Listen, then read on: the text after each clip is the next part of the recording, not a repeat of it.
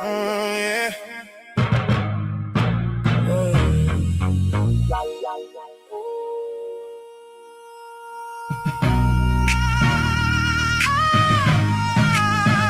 They said I wouldn't make it, that was supposed to convert. But I took every setback and turned it to alert. Every time life hit me, I learned to reassert. Bleeding through the pages, every word I'd exert. Grew up in the struggle wearing hand-me-down shirt. Dodging broken people whose intention was to divert. Stay low to the ground like I was ducking in the dirt. Rose up through the pressure like a diamond from a nerd. Yeah, they tried to break me, never gonna subvert. Every scar I'm wearing is the proof I didn't deserve. Pain was just the entry fee, the cost in the insert. Now I stand in purpose, watch me finally exert. Clocking in before the sun, grinding on high alert. Everything I built was underneath the concrete in the dirt. Couldn't skip the process, couldn't speak past the disconcert. Had to sit inside the fire till the lessons would assert. People threw their words like they wanted to pervert. Every single dagger only helped me to convert. Sharpened by the friction, blade came out from the unheard. Now I'm moving different, watch my energy surge. Some nights I was quiet, too deep inside the blur.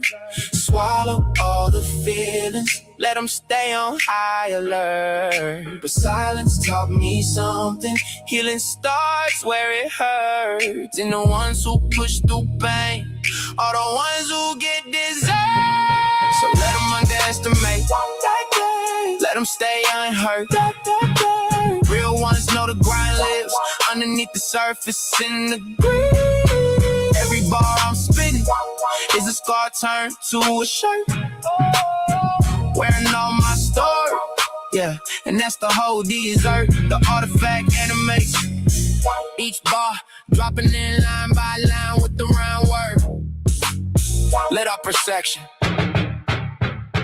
Let me know if you wanna flip the vibe. Harder, more personal, different theme.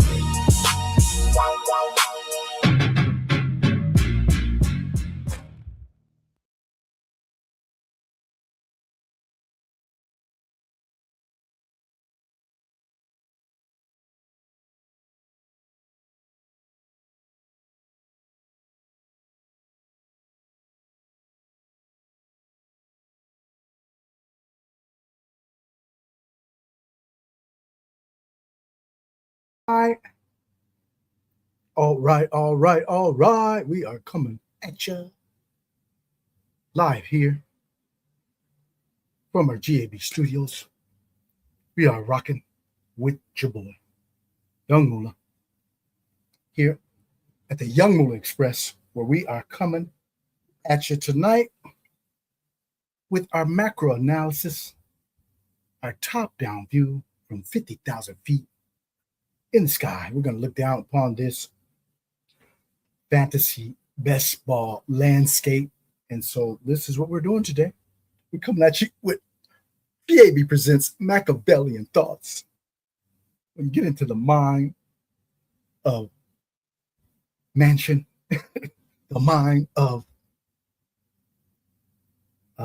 Mancini, the mind of Charlie Manson, the mind of Ted Bundy, the mind of Jeffrey Dahmer, the mind of a killer, because I'm a killer in these streets, man. No disrespect to all the victims that they did those heinous crimes against. But what I'm just saying is the mind of a Black Mamba, a Michael Jordan. You got to be a killer out in these streets, and that's why I like drafted right at this time, man. And we're going to touch on a few things of what's really going on out here in these streets.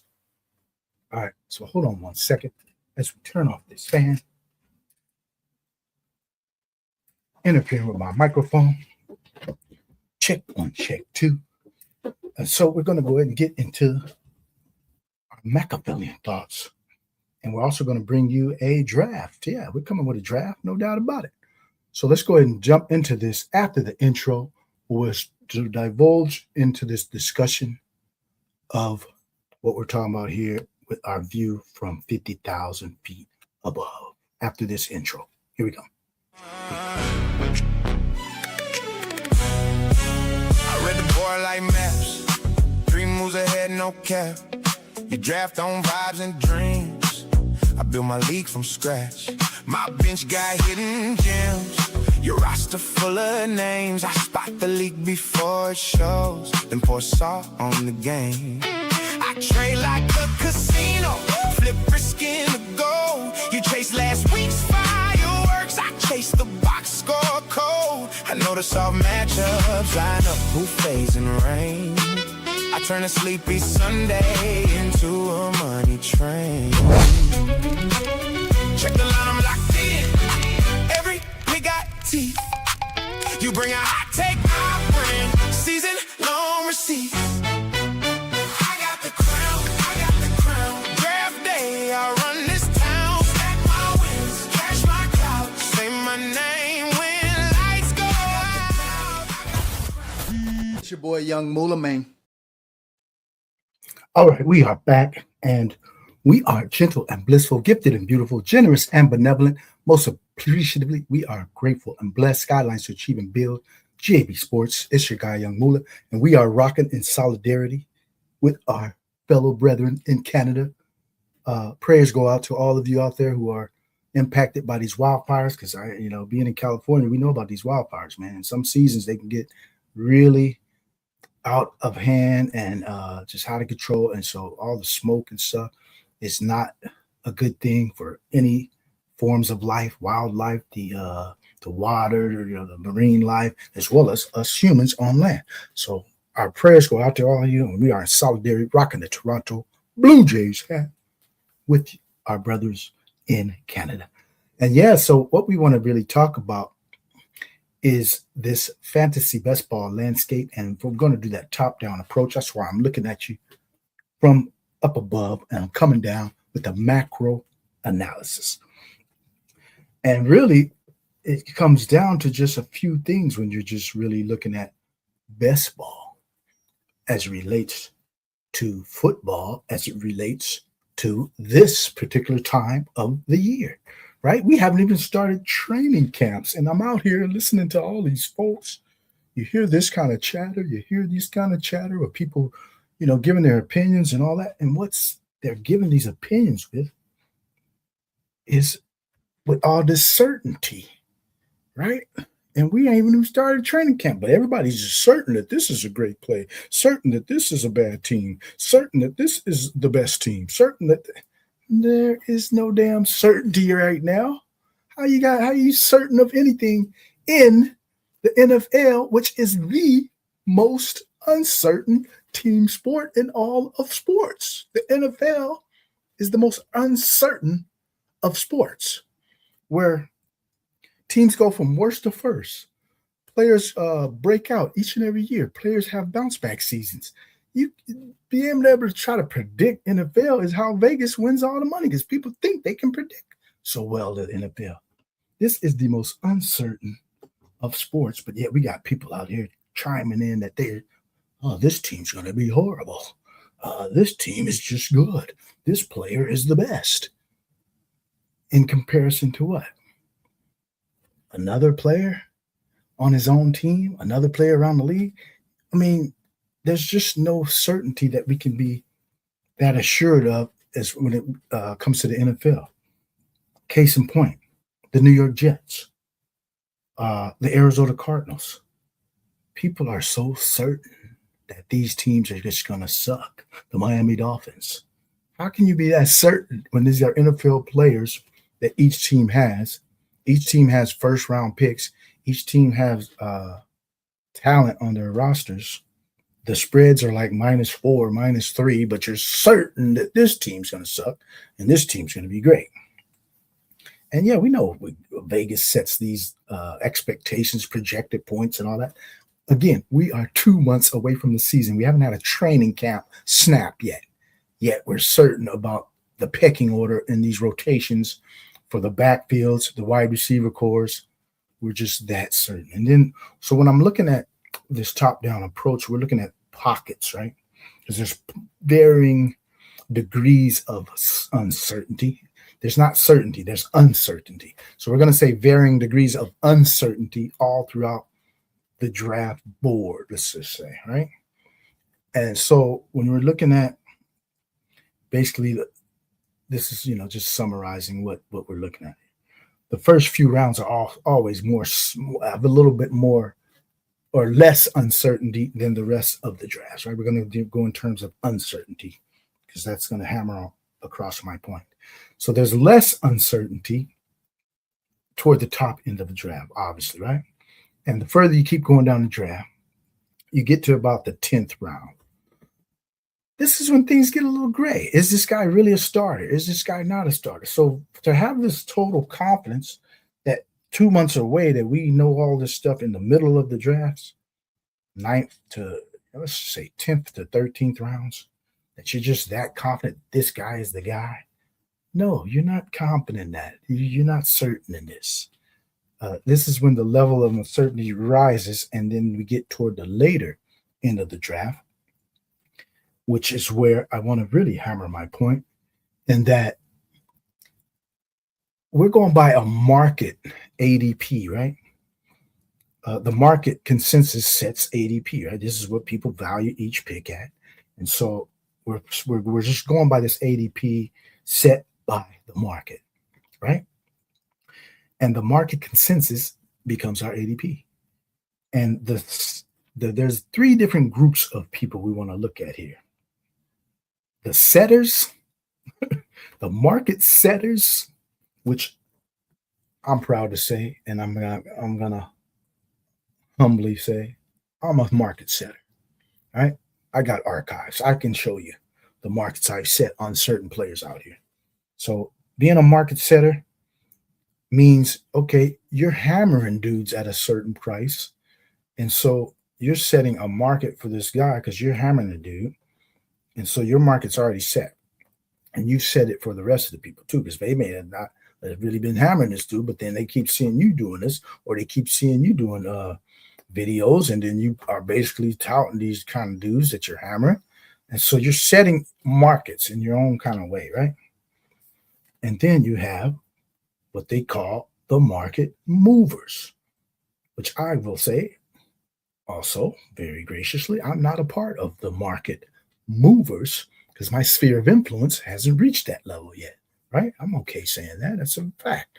And so the sphere of influence guys, I'm not going to bring out no names. I don't give a fuck about them, but the dudes out here who have all the followers or whatever, who can move the market. Those are the guys who are going to move markets based on their takes, whether the takes are good, bad, or indifferent. That doesn't matter. They have the sphere of influence to move markets because they're going to have a lot of people listening to them, a lot of ears attached to it. You got people just putting videos out here left and right, and these are the market movers, right? It's not critical to be a part of that. But the third category is the best place to be, right? Because you got the market movers, you got the market setters. They've already done their thing. Here's where you got to be lurking in the bushes. Here's where you got to be hiding in the weeds. And you just come out, and we talking about the market exploiters, right? This is where you want to be. And so the people who are exploiting these markets, right? So once the market is set, once the market moves, now how do you take advantage of that? You have to exploit the market, right? And so the market consensus is going to be out there where people start joining in on drafting all the same kind of plays late, right? That becomes a consensus, right? If you're in the 16th, 17th, 18th round of drafts, and we haven't even started training camps, yet you're thinking that your picks who are 85, 90% drafted in the 16th, 17th rounds, these are the only picks that will matter. The dudes that are getting drafted because they're getting drafted all the time. Well, this is the most uncertain part of the draft. These are dudes who are vying for the third receiver role, the fourth receiver role, the second backup running back, the third running back in the pecking order, the backup tight end. And if we're coming with this certainty that my pick is better than your pick and all this because your pick is getting drafted all the time, this is where you can fall into the consensus, right? You're just following the market consensus. And you're the actual people, the guys who are the exploiters are going to be targeting, right? Once you get into that consensus where I don't give a damn how great of a return you've ever had in the past. I don't give a damn how many followers you got. I don't give a fuck. If you fall into the consensus thinking, I'm out to exploit you, and I will exploit you out here in these streets, because the consensus thinking is thinking that they're so certain of these picks, which are in the most uncertain sport in the world, where we haven't had a training camp. We haven't even learned the pecking orders. We haven't seen who's moving up and down yet. And you're telling me that these picks that you're making in the 16, 17, 18 round, because they're getting drafted, oh, this guy gets drafted, this guy doesn't get drafted. That doesn't mean shit. the ones you want, actually, because if you're drafting a dude that's 75, 85, 90% drafted in the 16, 17, 18 round, and he does not perform, well, you just lost a ton of leverage right there against the consensus, against the masses, right? And so from here on out, actually during this window, when the training camps have yet to start, during this little window is when I'm out here exploiting this concept, right? To where I'm getting guys right now who aren't drafted, because once training camps start, guess what's going to happen? A lot of the dudes who haven't been getting drafted are going to start making some noise, right? So then they're going to start getting drafted all of a sudden. So now all of a sudden, the guys who haven't been getting drafted are going to start to creep in and get drafted a lot more all of a sudden. That happens every year, right? Because, I mean, I've seen this over and over. This is a rerun to me. I've played this tune a million times on the organ. This is news. This isn't news to me. This is how it goes each and every year. Once training camp starts, people who haven't been getting drafted, and they're going to start making a little noise, are going to start getting drafted. Well, guess what? I've already been drafting them. So I'm already ahead of the curve, because I'm taking dudes in the last few rounds who aren't getting drafted, because it's an uncertain pecking order out here of where they're going to even wind up on their own teams. So, and I'm drafting in the teams that everybody believes suck. The teams that everybody is out here thinking, oh, this team's going to be horrible. This team, everybody's starting mimicking and puppeting, parroting the same old cliches that this team's just going to suck. This team's going to suck. We don't know that. They haven't had a preseason game. They haven't had a training camp practice. You don't know what team's going to suck. There's teams that rise from the ashes each and every year. Vegas can't even predict that. So I'm just here to say the uncertainty of the NFL is what breeds this angle here, to where the consensus and the certainty that people are exhibiting, and they're falling into that pool of groupthink, consensus, whatever you want to call it, right? Which sets the market, right? So setting the market by this consensus thought out here is what we want to exploit at each and every turn. And you're going to find, or you're going to have to seek out the smallest of edges right now. And these are the potential edges that I'm talking about. So right now, before even you get any news from training camp, I'm drafting the dudes you ain't drafted. Yeah, I'm putting them on my rosters right now. So I'm already getting the combinations ahead of the curve that could be unique already. And that eventually is, because I'm going to just use my own expertise, my own knowledge of how to evaluate situations. That's how I'm staying ahead of the curve. So, and I'm also keeping my ear to the streets, keeping my ear to all these noise out here. It's just noise, because everybody's, speaking from the highest platform, and just telling you this and that is the way to go. That's noise. You can't tell me which way to go. I already set my process. I've been out here analyzing, processing, strategizing for months, right? So you can't tell me which way to go. I already determined the path I'm going. So everything else becomes noise that I want to absorb and be able to filter in and process on how to exploit it. That's the bottom line. I'm here to exploit everybody and anybody, especially when you fall into the consensus thinking. And so that's all I want to say about this here. So just come with an approach where you're just not falling in line and thinking that everything you see or everything you hear or everything you believe, even in your own takes, your own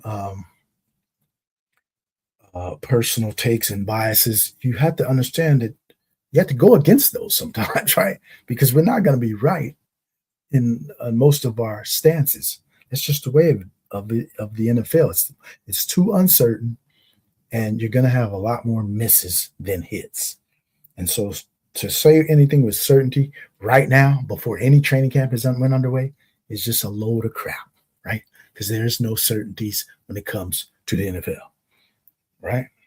So let's go ahead and jump into a draft, as we are going to exhibit and implement what we're talking about right here in real time, right? We're about to jump into a draft and show you what we're talking about. The undervalued, the under-respected, the disrespected. We getting dudes and teams, not just dudes, teams who everybody's undervaluing, who everybody has written off. Why?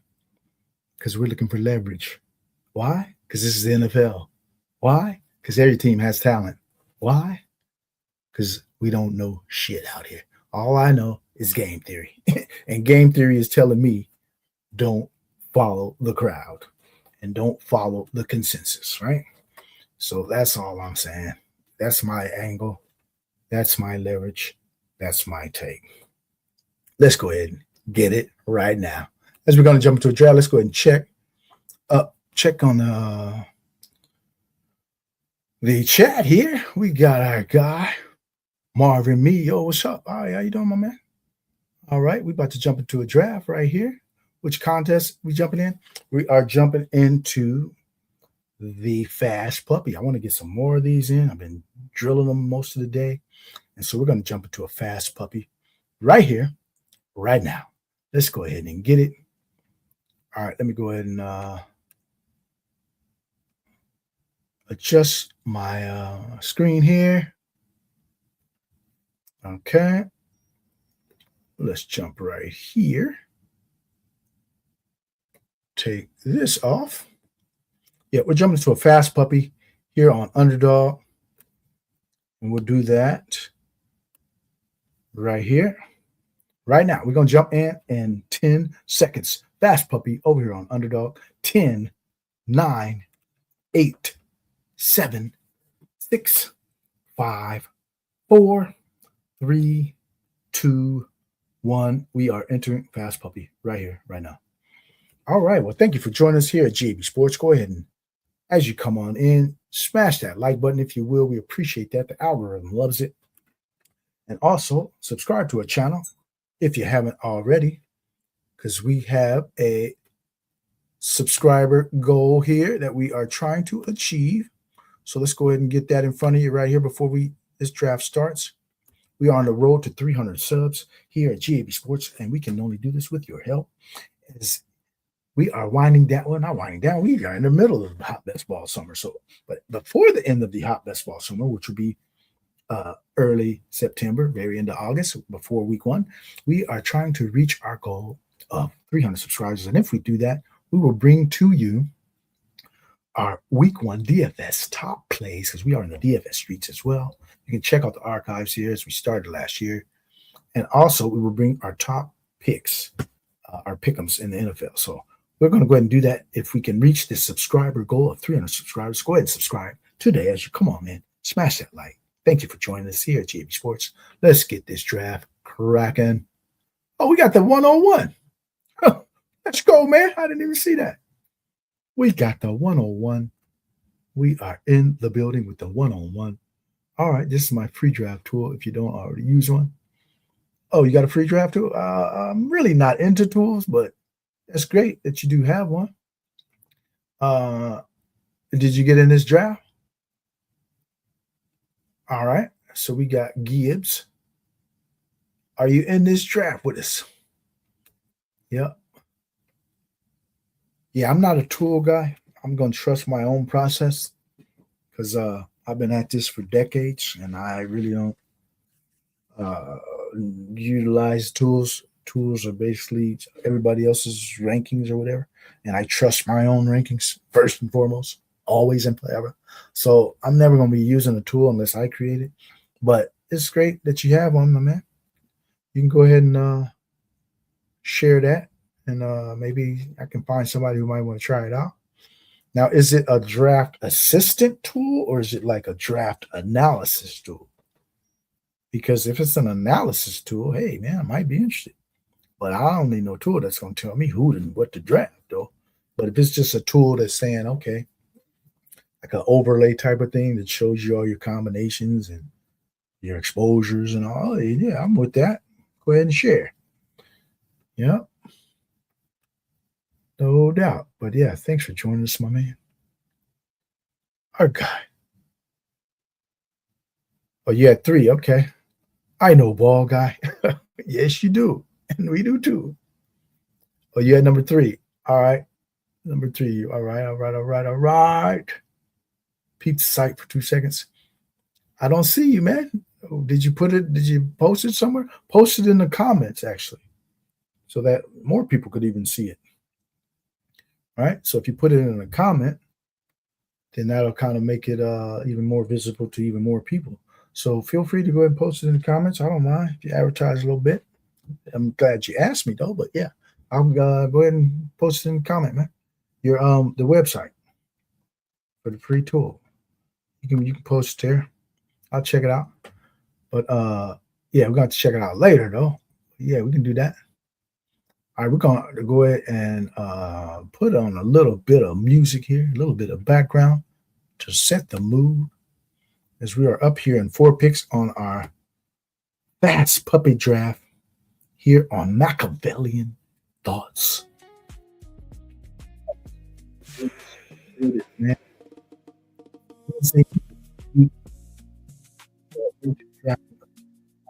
Right. Come on, smash it, if you will.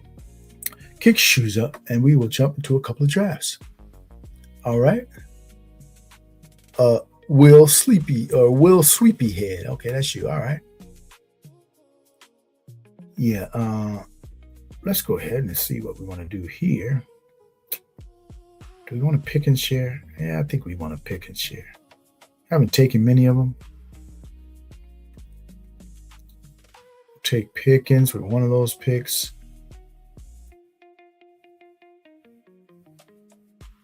We're going to bump up a guy.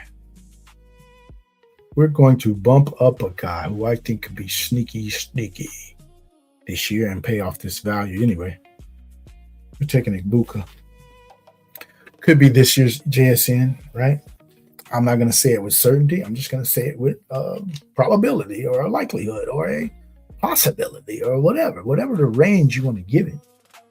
Somewhere to low probability, possibility, 40%, 50%, likely, probable. I don't give a damn what you want to call it. I'm taking him, right? Because I think he's one of those dudes that could boom this year, right? I mean, I don't know, but he could. And given that his role is set to expand here, it's one of those picks and plays that you got to be willing to take some shares on. We don't know the outcome, right? We're 2 months away from the season.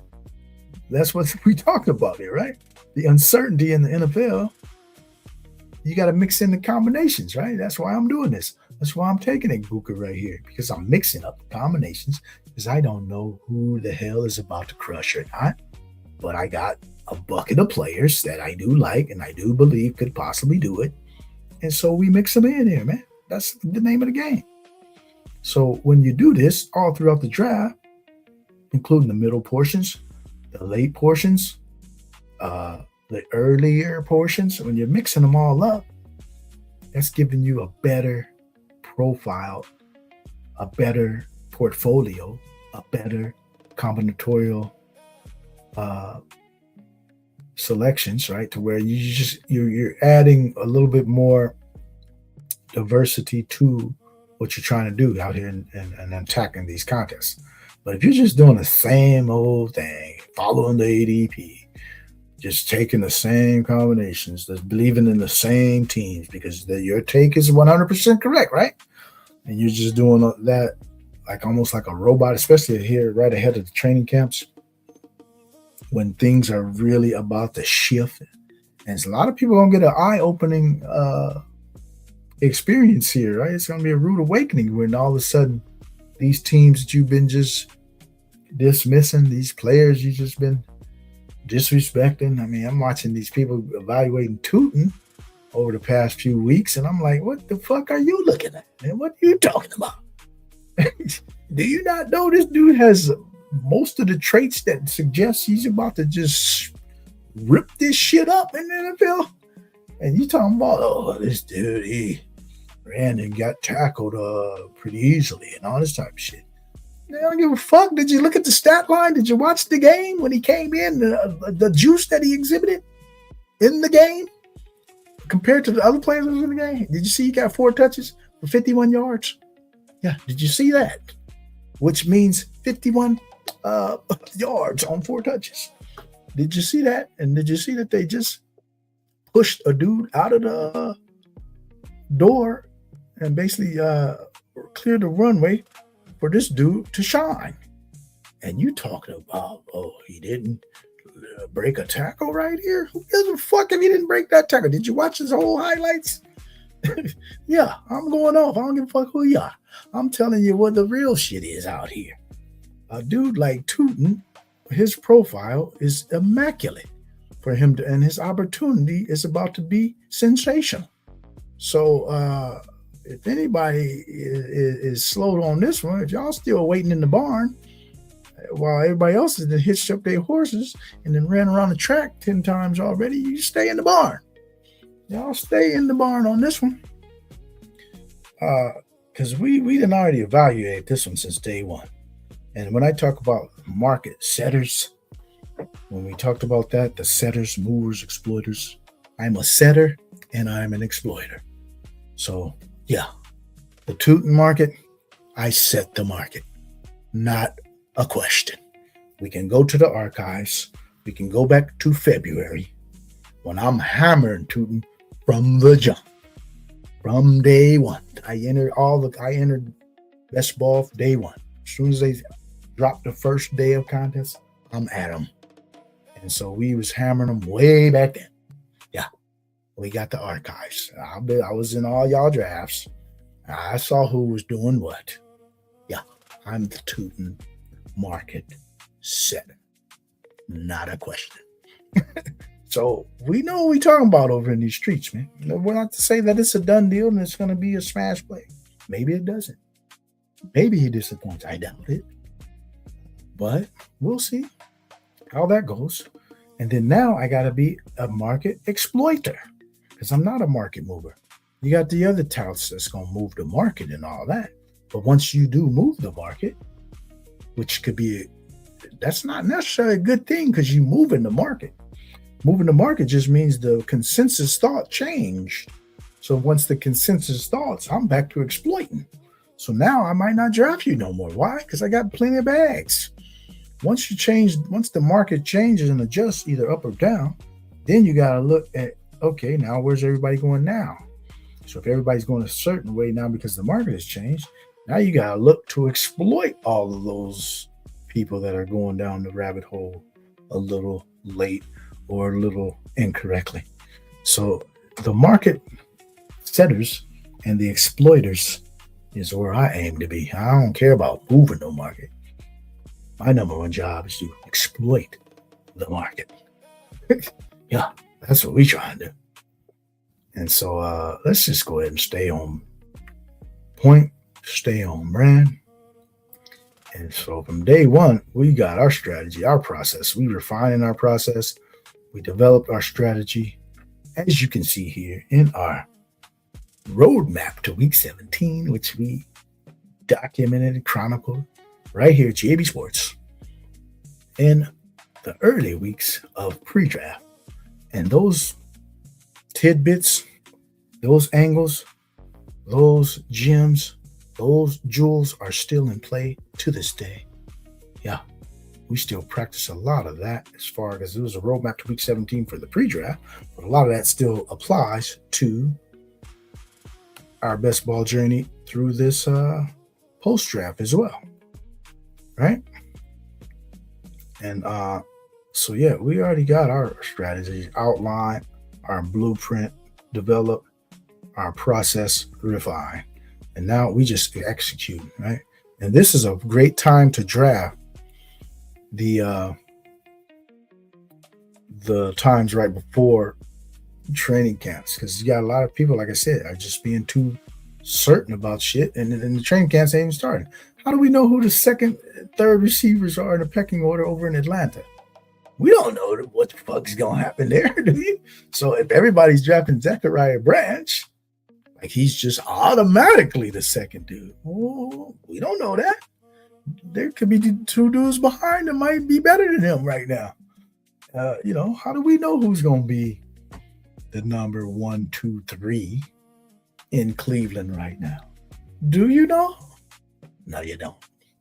So the dudes who aren't getting drafted could be the ones that come in and scoop up all the snaps or the majority of snaps. We don't know.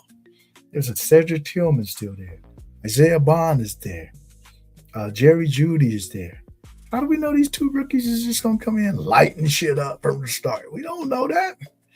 So that's what I'm saying. We got all this certainty that this is going to happen. No, you don't. No, you don't. So capitalize and exploit that uncertainty, because if you don't embrace the uncertainty, then you're just following the masses, right? Because the masses don't want to deal with uncertainty. They want to follow what they think is certain, and what they keep hearing is certain. They're going to follow that. That's what the masses are going to do. And so I'm an exploiter. I'm not following you. Once your thoughts start to become consensus, I don't care who you are. I don't care what your credentials are. Once you start becoming a part of the consensus, I'm exploiting you. I'm out to exploit you. And that's just the name of the game. It's a competitive game out here. It's a competitive sport. I take this shit serious. I'm not out here trying to just say, oh, I agree with you on this. I agree with you on that. I don't give a damn about agreeing with anybody. We are here on Machiavellian Thoughts, giving you the real with no fluff, no filter, no cap. Yeah, GAB presents Machiavellian Thoughts every Wednesday. Yeah, where we drop gauntlets, we draw the red lines, and we come out swinging. Yeah, and let's just go ahead and just do this, though, man. That's what it's all about. Jumping in and out of these lanes, switching lanes as if you got the right away, floating down the freeway, switching lanes. You're just coming up with stuff, and you're coming up with new angles because you see weakness. I see weakness out here. And this is Shark Week, man, on National Geographic. All the shows, they're showing the Shark Week, man. I love Shark Week. And sharks are looking to exploit you out here. Right? They trying to get a meal, man. The sharks, man, they smell blood. They coming to get you. I smell blood. I'm coming to get folks. I am coming to get you out here right now. Yeah. Don't show me no weakness, because I'm going to come exploit it. I'm jumping in your rooms. I'm jumping in your draft rooms. And I sense it. And we going for the jugular at this point. This is winning time, man. This is when the winners are built out here in this best ball, man. This is winning time. And when it's winning time, there's no room to be out here just dilly-dallying around, man. Some of y'all is just out here drafting, man. Yeah, if you're just out here drafting, good luck to you. You're just playing for luck. I'm out here strategizing, analyzing, processing. This ain't drafting. This is process. This is strategy. Yeah, we out here doing all that, man. This ain't no about those to say, let me just jump in the draft. Okay, you go just jump in the draft. No, I'm checking the scenery out first. Then I'll go jump in the draft. Yeah. I'm gathering all the information from all the touts. I'm listening to everybody got to say. I'm following all the people and see what they're trying to say. Okay, you saying this, you doing that. Some people are following you. They're going to start doing this. Good. I like to know all of that. And then I just come, execute the final strategy that I need to have. And so we are in the process of doing all that, man. So, and it ain't about being all super unique and all that stuff. You ain't got to be super unique. You just got to have enough zigging and zagging, enough of a little hook and ladder here and there, you know. It just takes a little bit of contrarianism just to add a little bit of leverage to your lineup, right? You don't have to have off the reservation picks. Shit, no, but do something a little different, especially late in these drafts. Because when you follow the masses late in drafts and get these dudes that's 85, 90% drafted, you're going down a path of losing.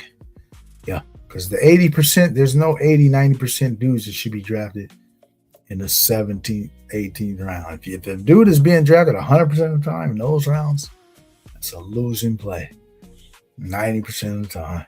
Because you can't be certain about dudes that late in the draft. They don't even have a role yet. Right? So I want the dude 17th, 18th round that's 5% drafted, 2% drafted. Because if they do get a role, they got just as good a chance to get a role as the dude that's 80% in a lot of these cases. So when you're looking at teams like the Ravens, the receivers on the Ravens, tell me who's the receiver after Flowers and Bateman. Who's the receiver? We don't know. Don't give me a name. Don't even give me a name. I'm just saying if you was willing to give me a name because you don't know. I don't know. But if you're going to bet on somebody, bet on the dudes who ain't getting drafted. That's what you should be betting on because I don't know who it's going to be. You don't know who it's going to be. So I'm going to bet on the dude who ain't getting drafted. Yeah. Because if he hits, then I got a leverage right there already. I got a leverage if he hit.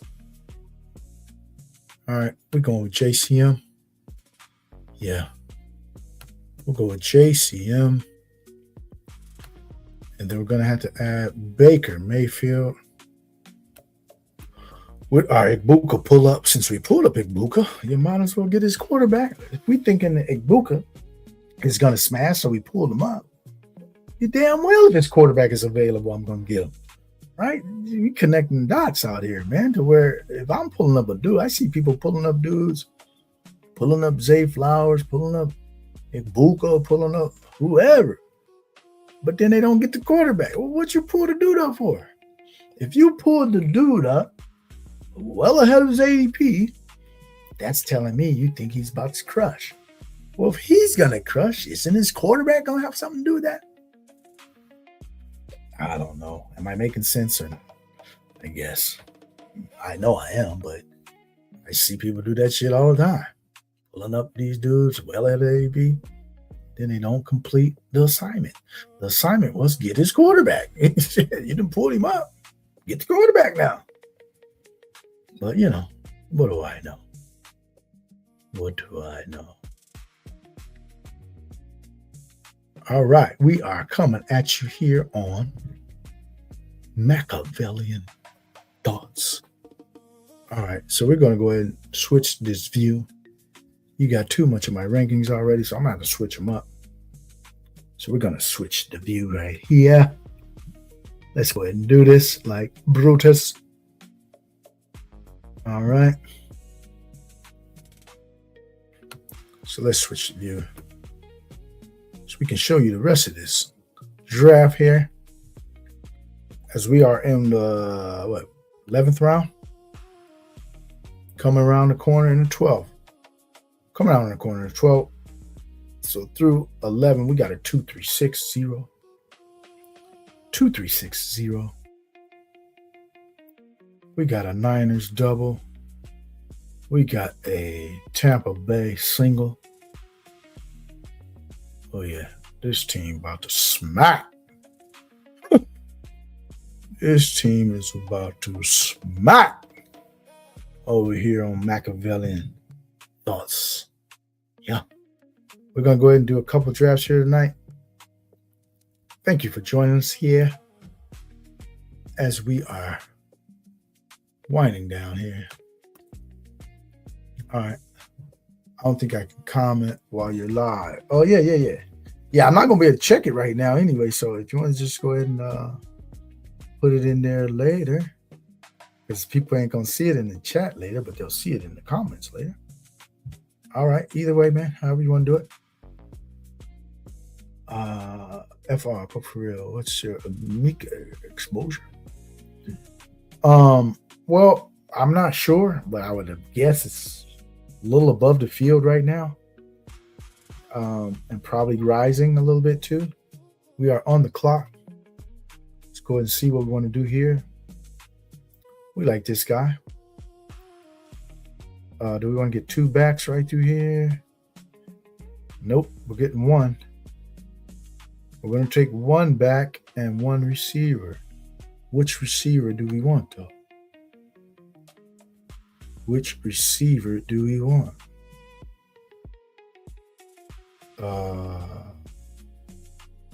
Yeah, we're taking Boston. We're going with Denzel. Denzel Boston. Yeah, my Ibuka exposure. Let me check. I can check real quick. Ibuka exposure right now, as of July 22nd, 2026. Our Ibuka exposure through how many drafts we got? We got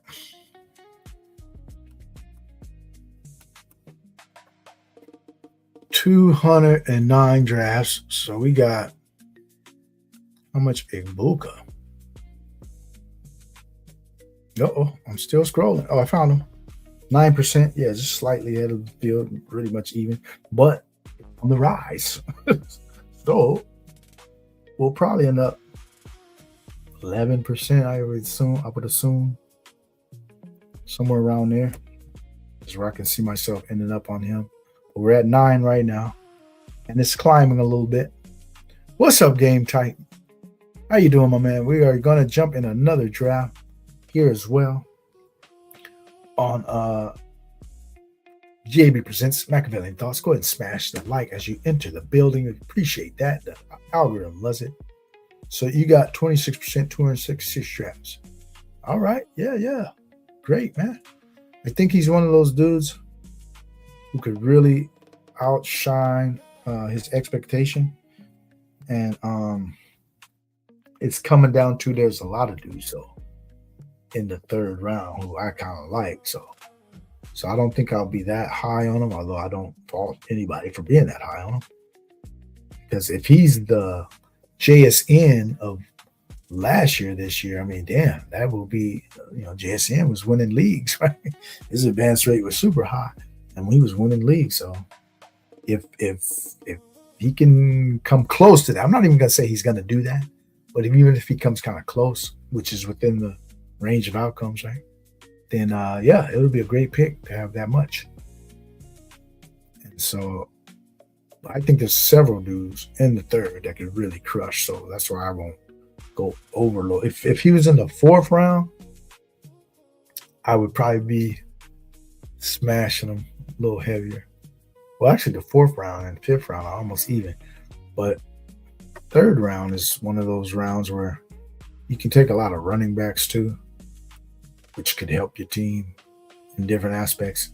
So I'm mixing in different positions in my 3rd round too. Get a little bit of quarterback with Josh. You get a little bit of running back with Etienne, Brees, Kyron, those dudes.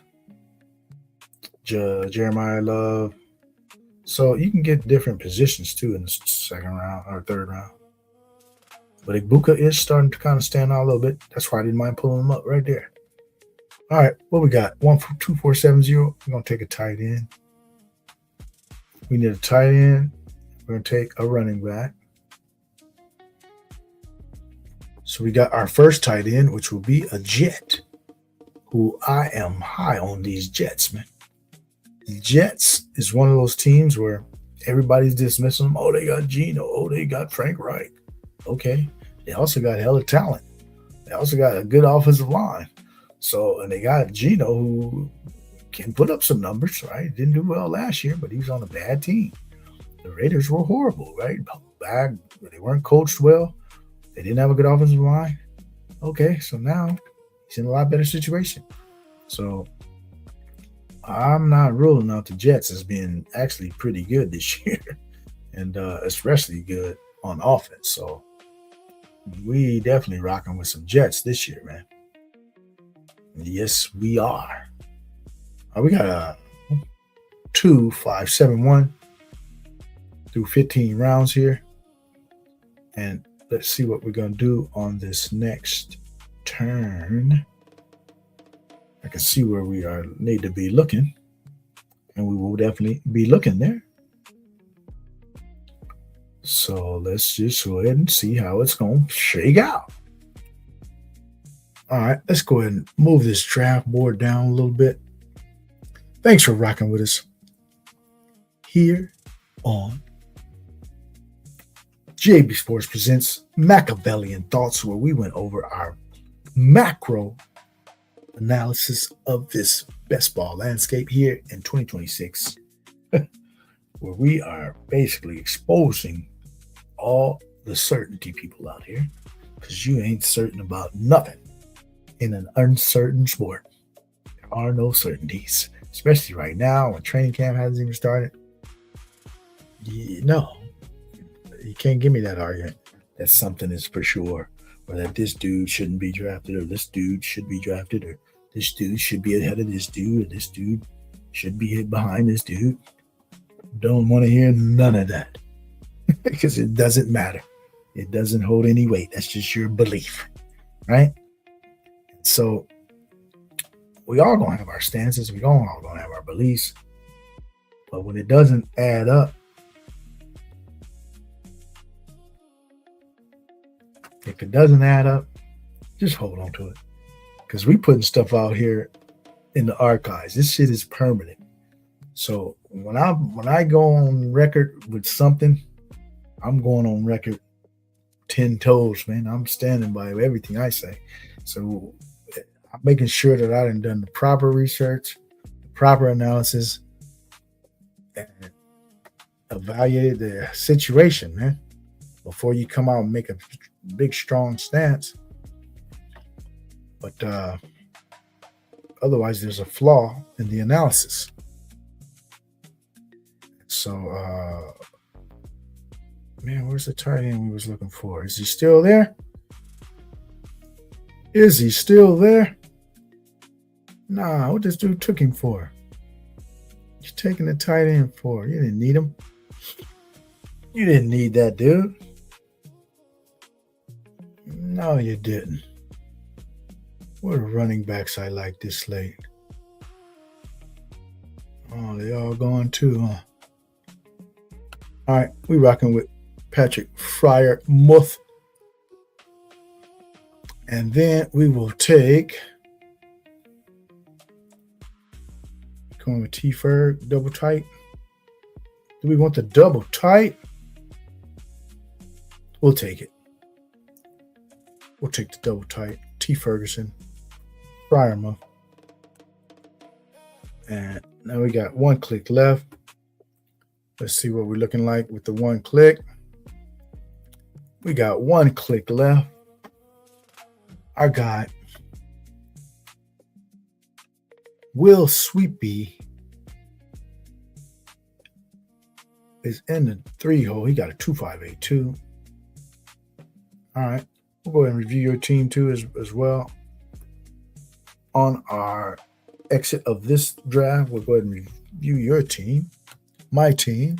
There's nobody else in here really that I know. But if you are in this draft and you're in the chat, go ahead and please let yourself be known. And if you want a team review, we'll go ahead and give you one.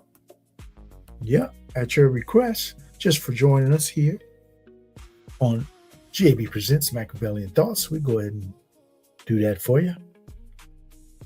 But yeah, go ahead and smash that like on your way in, if you don't mind, or on your way out.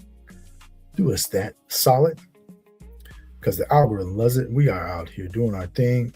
Reward the streamers for doing their thing. They taking their time and putting together this content. And it doesn't cost you a thing to tune in. It doesn't cost you anything over here. All you got to do is subscribe. We appreciate that. Or smash the like. We appreciate that. Follow us on social media. We appreciate that.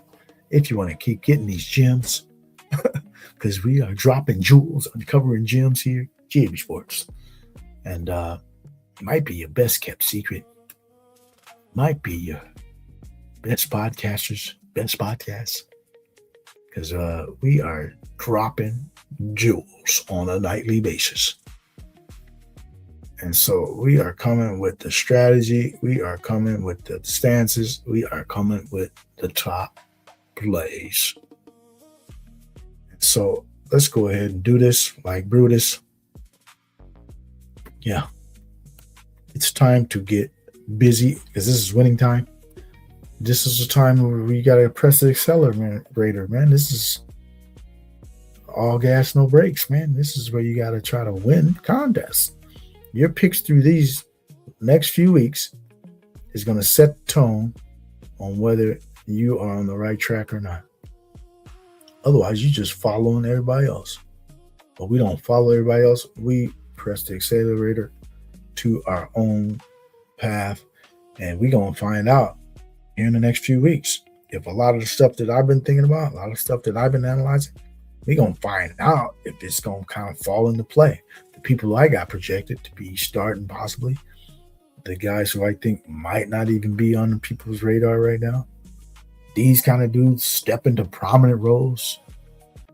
Yeah, that could give me a leg up right out the gate because I got a lot of exposures of guys who a lot of people aren't that high on.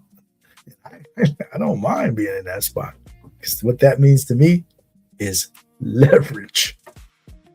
Yeah, and we don't divulge our exposures right now.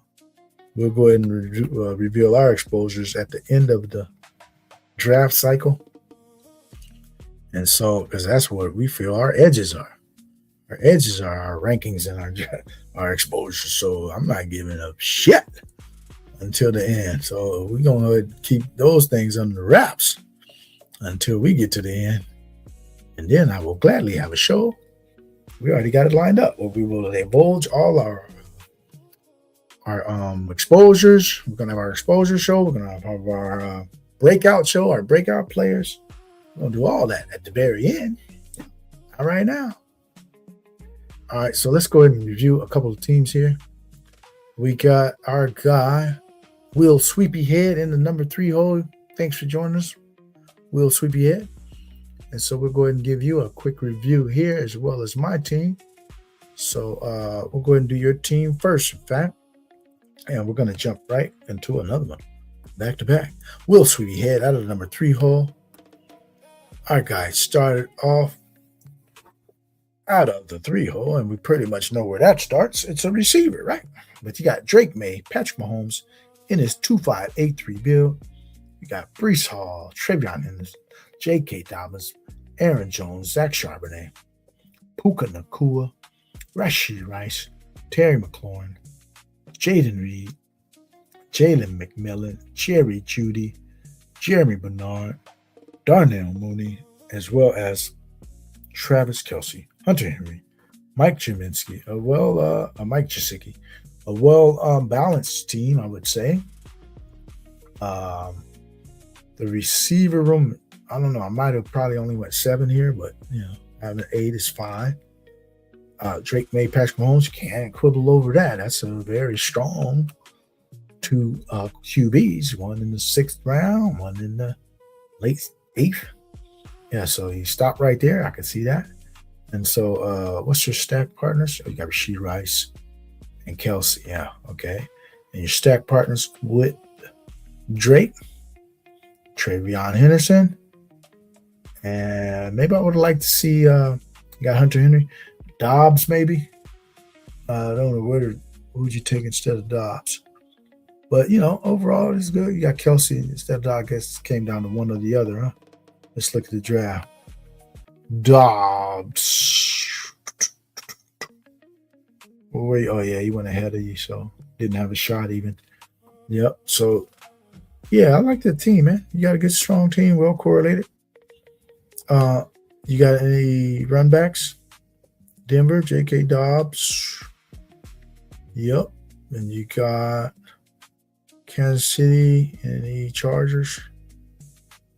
Nope, but that's all right. Yeah, you got a good squad, man.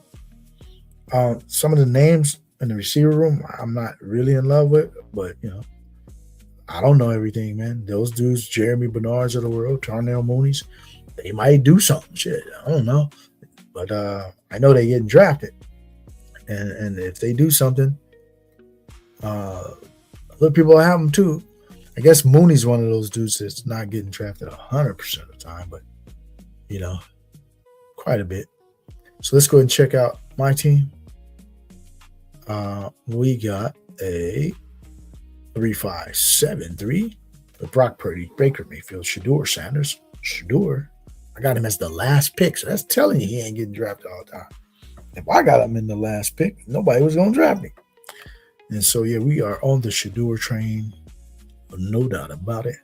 And we got Jahmyr Gibbs, Tony Pollard, Ja'Cory Crusher, Jonah Coleman, Dylan Sampson to add to our Cleveland stack. We wanted Sampson. We got Pickens, Igbuka, Mike Evans, J-Mo, Parker Washington, Ricky Pearsall, Denzel Boston. And so Denzel Boston added to our Shedeur stack. And we got Pearsall and Mike Evans, the two starters for Purdy. And then we got Kenyon Sadiq, Patrick Freiermuth, Terrence Ferguson. I waited on tight end, so I wanted to get some guys with a role. Just got 3 dudes who can mix and match the weeks there.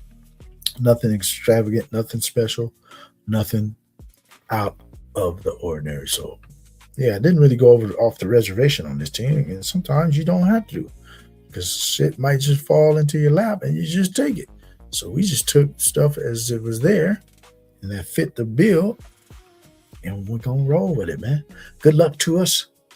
Our guy Will Sweepyhead and myself are getting out of this pod here, but we're going to go ahead and jump into another one right here, right now, over here on GAB Sports Presents Machiavellian Thoughts here on a Wednesday night. We're going to jump into another fast puppy, and we're going to do that in 10, 9, 8, 7, 6, 5, 4, 3, 2, 1, and we are entering the fast puppy right here, right now. All right. And so, yeah, let's go ahead and look at where we're going to slot in. I don't want the number 1 pick again. Yeah. Once I get the number 1 one time, don't give it to me again. Give me like a 7, 8, 9. We'll take anything but the number 1. And they gave me the number 1. All right. So we're going to go ahead and mix this one up. We're going to go ahead and mix this one up. And how you say we're going to do that? We're just going to show you. We're going to take the other guy. We're going to take the other guy. That's how we're going to mix it up. We're going to take Bijan this time at the number 1 spot. And so we got, let's see who's in here.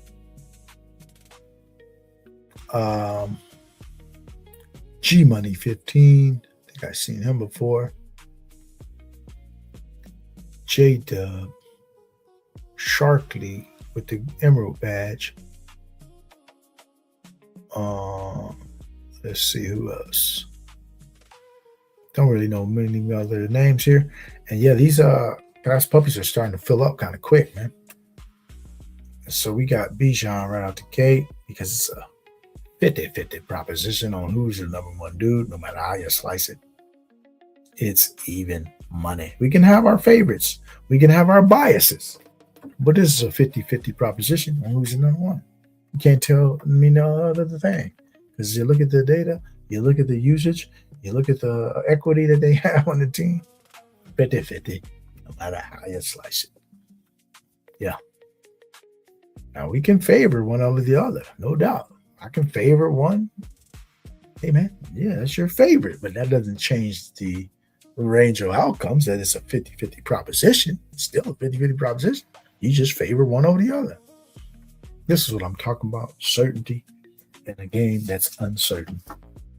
As we talked about this earlier, And if you want to go and check that out, rewind at your convenience or watch at a later time. But yeah, we're talking about this game, man, in ways that other people might not be thinking about. And so we're here to share these nuggets, share these jewels through our experience. You know, I might have a little experience in this game. I just might. I don't know. I don't think we started this yesterday. I don't think we started this 3 years ago. I don't think we started this 5 years ago. I think we've been in this game a little bit of time, accrued a little bit of wisdom, won quite a bit, and been dropping jewels, setting rules since we entered this space, man. Not this space of streaming, since we entered the space of fantasy sports, which is a quite long time ago. We've been setting rules for a while. Because there's rules to this game, man. I share with you too. People gonna love you for whatever you do. And they're gonna hate you if you didn't know. Yeah. They ain't gonna love you. They're gonna hate you. I just had to try to put the love out there. Because we are in solidarity with our folks over here in Canada, man. We are with y'all, man. I got my Toronto Blue Jay hat on. For all those suffering with the wildfires, our prayers are out to you all. Yeah, because those wildfires, man, they can be kind of crazy. You know, hopefully get it under control here shortly. All right, so we are in the second round, coming up on our second number one pick in a row. Over here on GAB Presents Machiavellian Thoughts, we got 2 number ones, man. I can't remember doing that, getting 2 number ones in a row on stream. And so let's see how we're going to mix this one up just a little bit. And we got some thoughts on how we want to do this. Yes, we do. We are rocking with this angle right here. If it comes to me, we taking it. We are taking it, and we are taking it.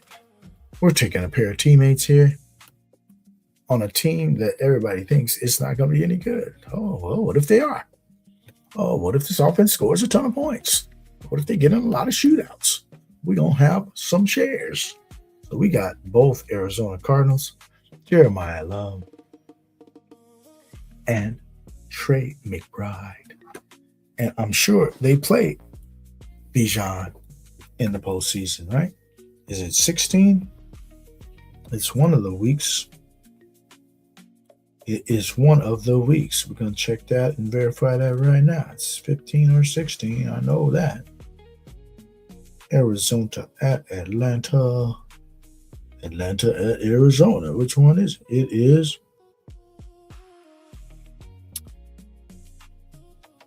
They don't play? Oh, I thought they played. Okay. I'm mistaken. I thought for sure they played. But they both got good schedules. I know that. So Arizona is at the Jets, at New Orleans, home to the Vegas. Atlanta's at Washington, Tampa Bay, and at home to New Orleans. Oh, they got some good games. Atlanta got the schedule. Arizona's schedule is pretty good too, though. At New Orleans, Dome, and home to Vegas, week 16, 17. So both of them got good schedules. We okay with that. And let's see who else. So Washington, Tampa Bay, New Orleans. New Orleans is a common team to both of these guys. So New Orleans is common to both of these guys. Keep that in mind as we're drafting. And New Orleans is common to both of these teams that we started off with.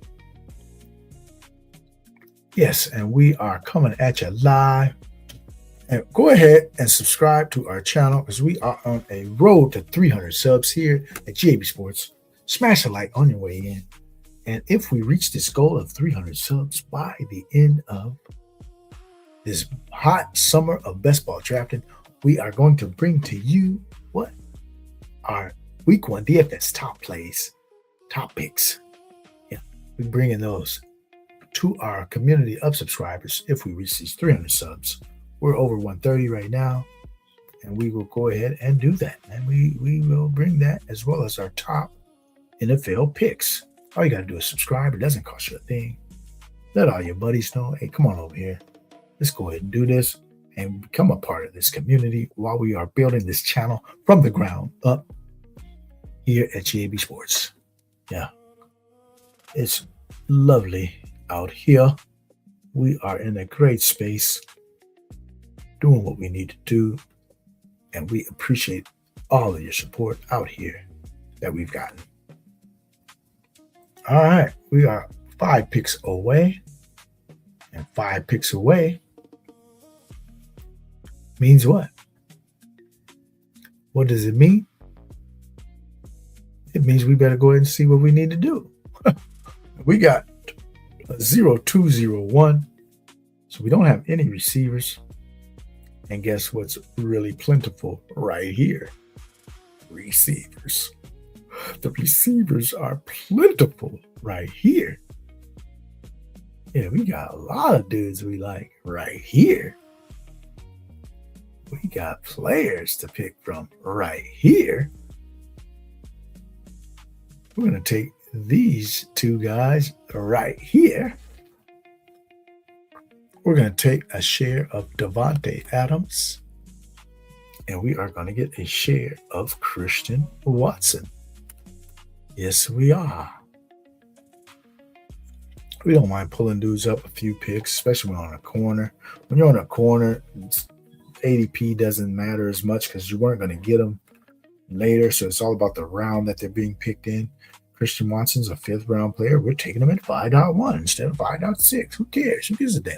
I'm on the corner. So people get picky with this. Like, oh, you didn't take him at his ADP. I don't give a damn.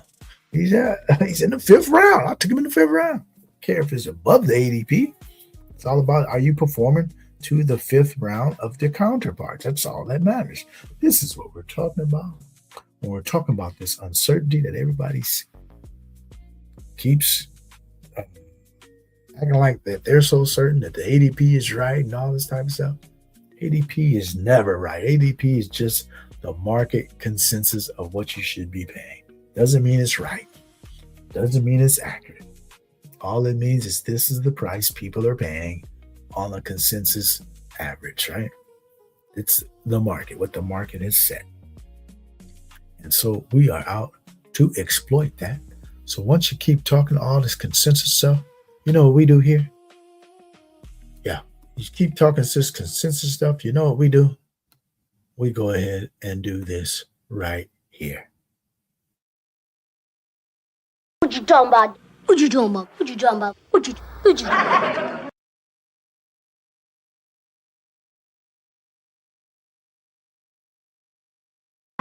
What you talking about, Willis? Yeah. What you talking about, Willis?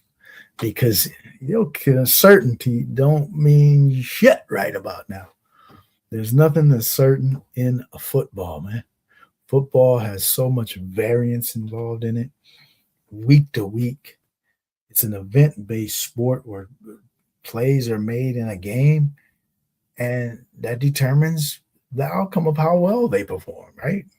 If you don't make plays today, you don't get no points, right? Who's to say you're going to make plays today? They might take you out the game today, right? So over a season, or year to year, however you want to look at game to game, football is a big variant sport, right? And it's very hard to predict, right? Because if people were able to predict football, they would be millionaires just off predicting football. You can't predict the sport, man.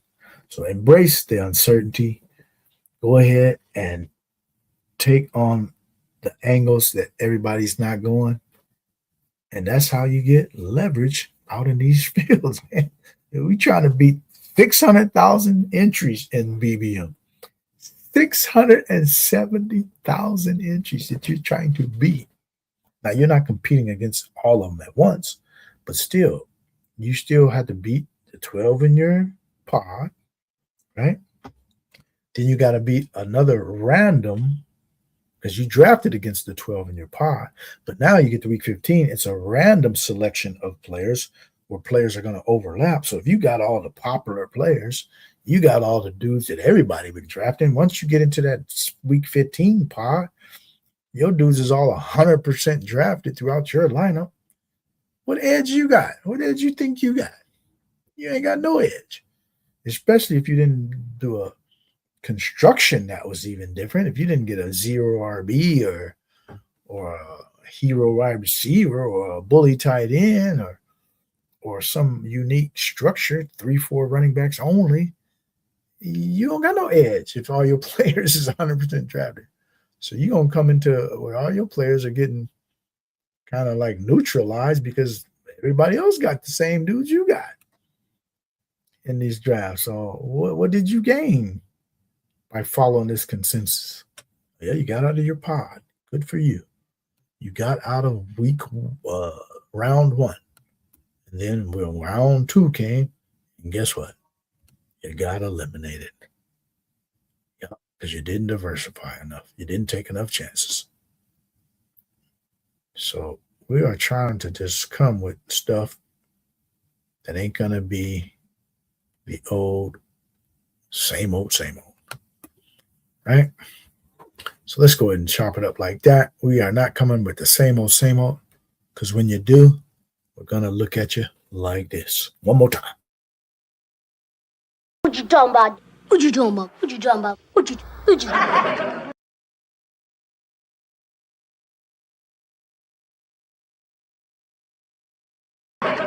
you talking about, Willis? All right, GAB Sports presents Machiavellian Thoughts. Yeah, where we're coming with a little different approach, a little different process, a little different strategy, a little bit different takes, a little bit different music, a little bit different jargon, a little bit different best ball analysis and approach. And we just do our thing, man. So let's just go ahead. Hop on board the YUUNGMOOLAHH Express if you're looking for those winning edges. If you're not, okay, follow the masses. Follow the consensus. Do that. You might get to week 15, but we're here. We seek 0.005% outcomes. Let's do the math. How many entries did I say it is? 670,000 entries. All right. 670,000 entries. Okay. So if you even come in 10th place out of 670,000 entries,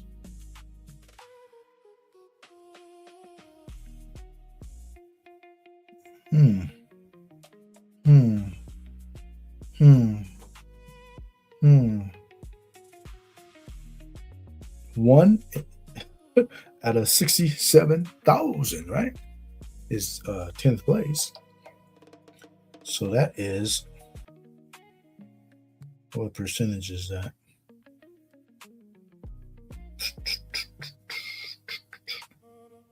One to the negative 5. 1.5 to the negative 5. So let me move the decimal over here and give you this percentage.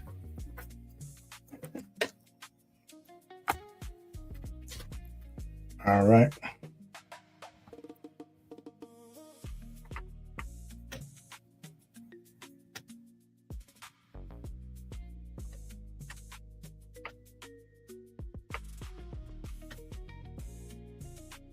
Make sure we're not on clock. 1, 2, 3, 4, 5. 1, 2. So that's 0.001% outcome if you came in 10th place out of 670,000 1,000 entries. 0.001% outcome is what you got if you finish that high in a field that large. So shooting for those type of outcomes is what we're all about. We ain't trying to shoot for just advancing. We're trying to shoot for the top, man. You trying to shoot for the top. Mix up your portfolio. Mix it up, fella. Yeah, do that. Do we want to go all in? Do we want to go all in with that? Nah. Or say, fuck it.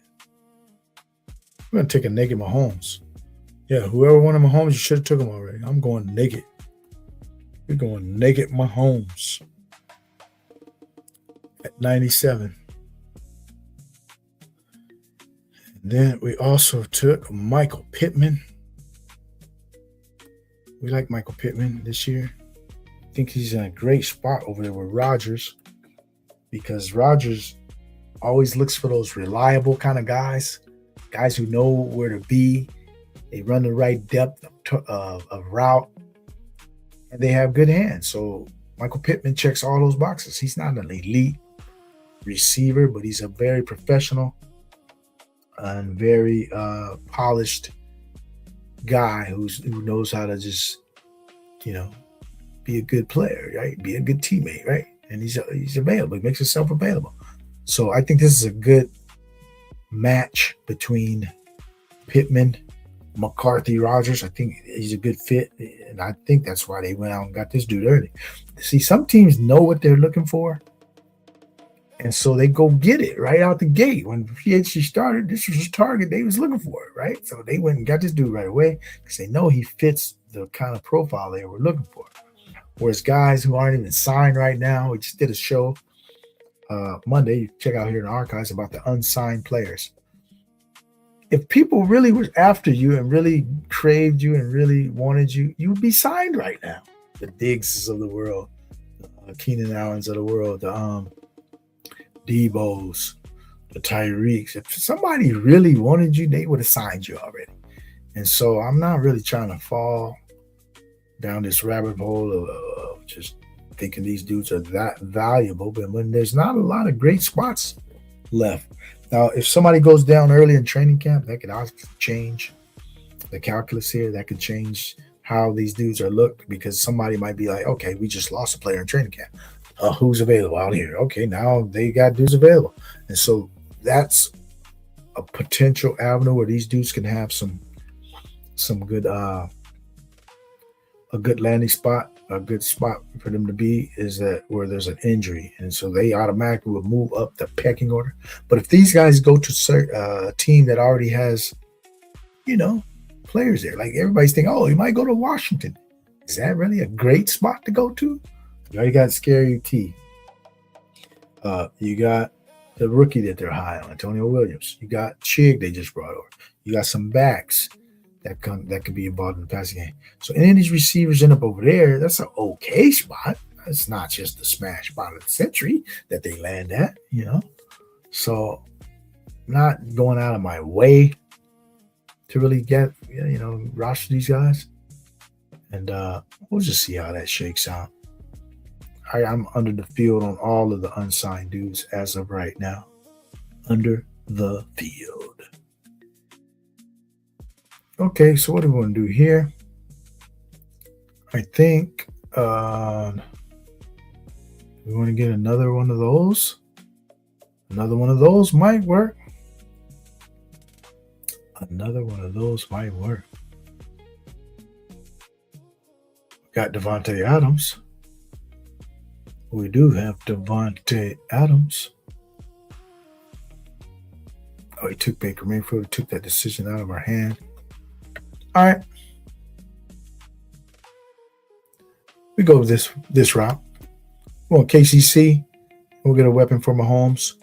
We'll get his longtime trusty, maybe one final swan song here for this duo, Mahomes, Kelce. This could be the last hurrah, the last dance, the final tango. the swan song, man. Because Kelce just became a billionaire overnight by tying and not one of the richest women on earth and Taylor Swift. So it's probably his last year playing football, man. Go ahead and live your life, man. Go ride off into the sunset, man. Live your life. Enjoy your wife. Enjoy the time that you're still young. You got your faculties. You got championships already in your trophy closet. So what else you playing for here? This is it. This is a swan song. So maybe he goes out with a bang.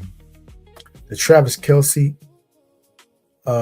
retirement tour, could be a big one. It could be a big one. So we are 1-3, 5-2 through 11 rounds. Here at GAB Sports presents Machiavellian Thoughts. I don't know if we can do another one. We might be able to do another one, man. We got a lot of energy. We are rolling. We on a roll. Let's go ahead and shift this draft board down a little bit so you can see what's happening. And so we got the 11th round, right? 11th round. Because I want to get a draft where I don't have the number one spot. Wouldn't that be something? We do 3 drafts in a row and all of them give us the number one pick. Our first 2 drafts here tonight, we got the number one pick, which we're not complaining. But, you just want to mix it up a little bit here on stream. And but it's fine. We'll go ahead and next time we might take one of the receivers number one. I mean, we ain't averse to doing something a little unique right out the gate. It's not something I recommend or do on a regular basis. I don't think I've even done it yet. Out of the number one spot, I've been taking nothing but either Gibbs or Bijan out of the number one spot. But if I get a third number one, I'm telling you now, I'm taking a receiver number one. So if you want to see that possibly happen, stick around. Come on in, jump in a draft with us. But go ahead and smash that like button as you are entering the building. And also subscribe to the channel if you haven't already. We appreciate you. And we'll go ahead and reward you if you stick around. You're going to get something for that subscription, right? We'll figure out something at some point, even if we don't hit the subscriber goal, which we are aiming to do. But if we don't, we still going to come with something at some point. We just make another goal, and then we'll hit that goal and deliver something because we believe in giving back. Because we are blessed. We are definitely blessed over here. All right. We want to go Stroud or we want to go Ward? I think I'll go Cam Ward possibly. Yeah, give me Cam Ward. And then give me we're taking this guy because we like this guy. Where's he at? Oh, they took him. They got my dude. Oh man, you dirty rat. You dirty rat. We'll take Denzel Boston once again. We like Boston. We got Boston and KCC. Why? Because at least 2 of these Cleveland receivers, I don't know which 2. We got about 5 to choose from. At least 2 of these Cleveland receivers will have tremendous value in fantasy. That is one of our predictions. And I'm not even certain. That's why I'm not picking which 2. I'm not certain which 2 it's going to be, but it will be 2. Will have great value in fantasy this year. And I got 2 of them here on my team. Hoping it's those 2. If it happens to be those 2, then yeah, we're looking good.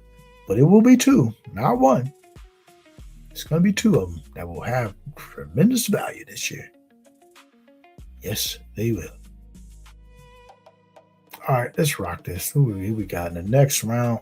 We got the 2, 3, 6, 2. We're going to be on the 14th, 15th turn.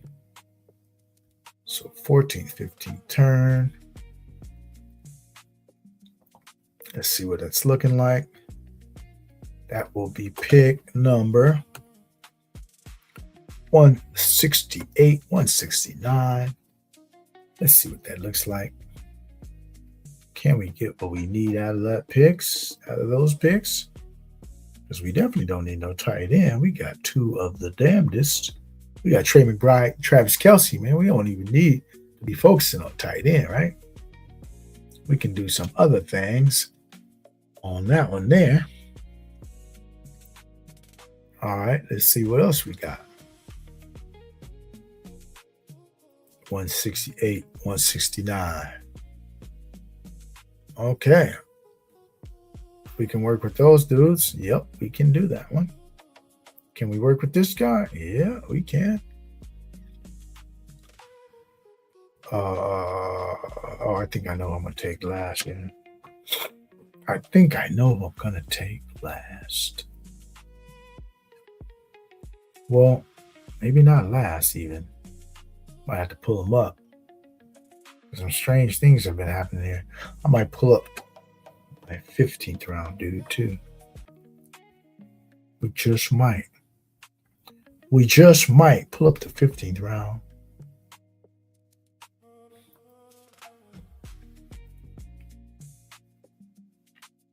We just might, because I don't like many of these dudes later. So I might as well pull up the dude I really want, right?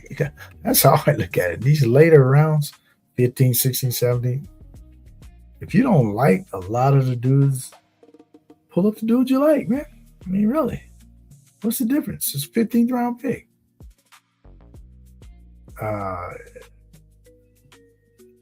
He might go in the 17th round on normally, but if he performs as a 15th rounder, which is late in the draft anyway, and a lot of these dudes aren't going to do shit even in the 15th round, that we are so certain that they are. A lot of these dudes ain't going to do nothing.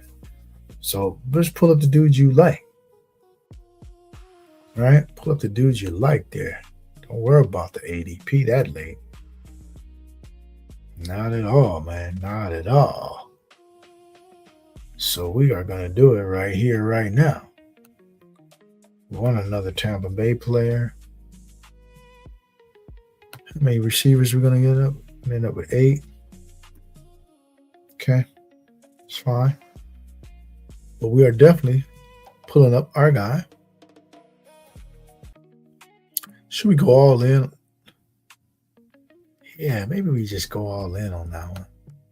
Yeah, let's just do it. I don't have many of this. We're going to take Algier. I didn't think he would be there even, so we're going to go Algier there with Jeremiah Love. And so we got quite a bit of a bet on Arizona with Jeremiah Love, Algier, as well as Trey McBride. Quite a bit of a bet there on Arizona. So it would have been nice to get our guy in the last turn, but damn, what happened for him not to be there at the end of the 12th? Somebody really pulled him up. What's going on out in these streets, RCB? What's going on? Yeah, I see you. But should we get a little bit of correlation of that? Think we might. Think we just might get a little bit of correlation of that game. I can take a flyer, man. I can take a flyer. We got how many backs? 5 backs. Got the Arizona backfield. Bijan, Jalen Warren Tucker. Don't think I want another back. Think we can be cool on the backs. I'll put one back in my queue that I might be willing to take.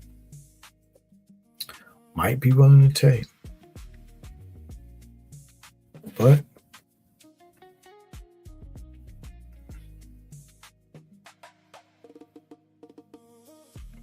oh yeah, we like that guy. We're going to do one more draft here on GAB Sports presents Machiavellian Thoughts, where we brought our top-down macro analysis of this best ball landscape here, especially as we're entering training camp. We blew the certainty people to smithereens. There is no certainty in an uncertain sport. Let me tell you. So all these certain takes, all these certain positions, all these certain stances, we're flushing them down the toilet. Yeah. We don't care about no certainty right now because this is an uncertain game. And so we are not buying that one bit. Yeah. So all the certain people, we are blowing them up just like this. Putting them in a bag. Blowing them up. Putting them out with the trash. All right. Let's see what we're going to do here. Yeah, I think we'll take two of those. We'll take two of those guys. We're going to take this guy. For sure. We got the double Cleveland already. So we're taking that guy, and then we're going to give our guy Cam Ward a partner. Calvin Ridley. No, we're not taking you, buddy. Because you're 100% drafted. Guess who we're taking instead? This guy. Shamari DK. Why? Because there's a possibility he's playing ahead of Calvin Ridley. And how much is he drafted? Shamari DK, I'll tell you. But his ADP at 214 point something, he's probably drafted 2% of the time. Yeah, 3% of the time at most. Yeah, so when a guy is drafted that low compared to a guy that's drafted 100% of the time, when the outcome could be the 2% of the kind of guy, the 2% drafted guy could outperform the 100% guy. When there's a chance of that happening, I'm going to take that. I'm taking that angle. Yeah. We want all the leverage, man. We want all your Calvin Ridley shares to fail. That's what we're doing. This is a game of angles. This is a game of range of outcomes. And so if everybody think Calvin Ridley is the dude to have late on the Tennessee Titans, if 100% of the drafts he's getting drafted, if that all fails for one reason or another, don't care what the reason might be. He might get hurt. I don't give a damn what the reason might be. If it fails is all that matters. At 100% draft rate, that's a losing proposition. Your last pick or two lost. Whereas if this guy, Shamari DK, ends up getting a pretty prominent role there in Tennessee and succeeds, well, his 2% draft rate, and I'll have more than 2% of them. So, but he's only drafted 2-3% of the time.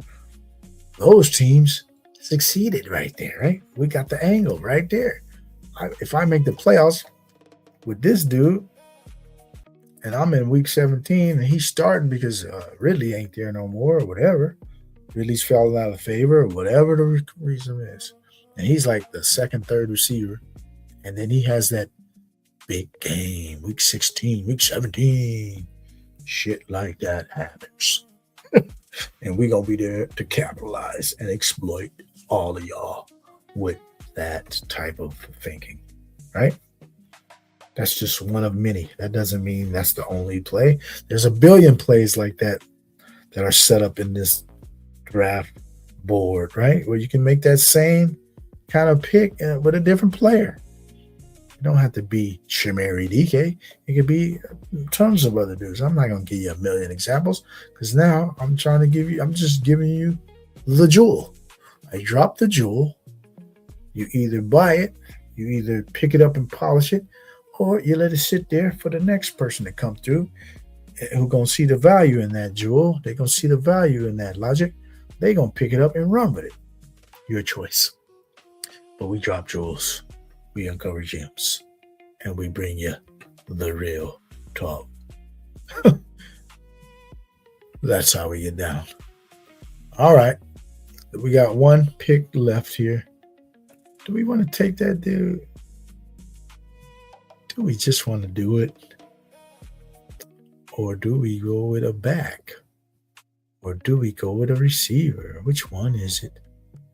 Which one is it? All right, I haven't taken much of this dude. There's been a little talk. Whatever. Something might happen with this guy. Who knows? Who knows? I'll take him. I can correlate with my Arizona. You're throwing a last-second correlation. Who knows? He's not getting drafted either. Jack Besh. So, yeah, we go ahead and end this. We'll end this draft on that note. Taking 2 or 3 dudes that don't even get drafted. It don't matter. 3 of them is even better. If I believe that these dudes are going to play and they do end up playing, what do we have? Leverage. That's all we're talking about here on GAB Sports presents Machiavellian Thoughts. That's all we're talking about here is leverage, exploiting the masses. Yeah, that's all we're talking about. But we are also implementing it. We ain't just talking. We ain't just capping. We implement this shit we talking about. And so we trying to get to what?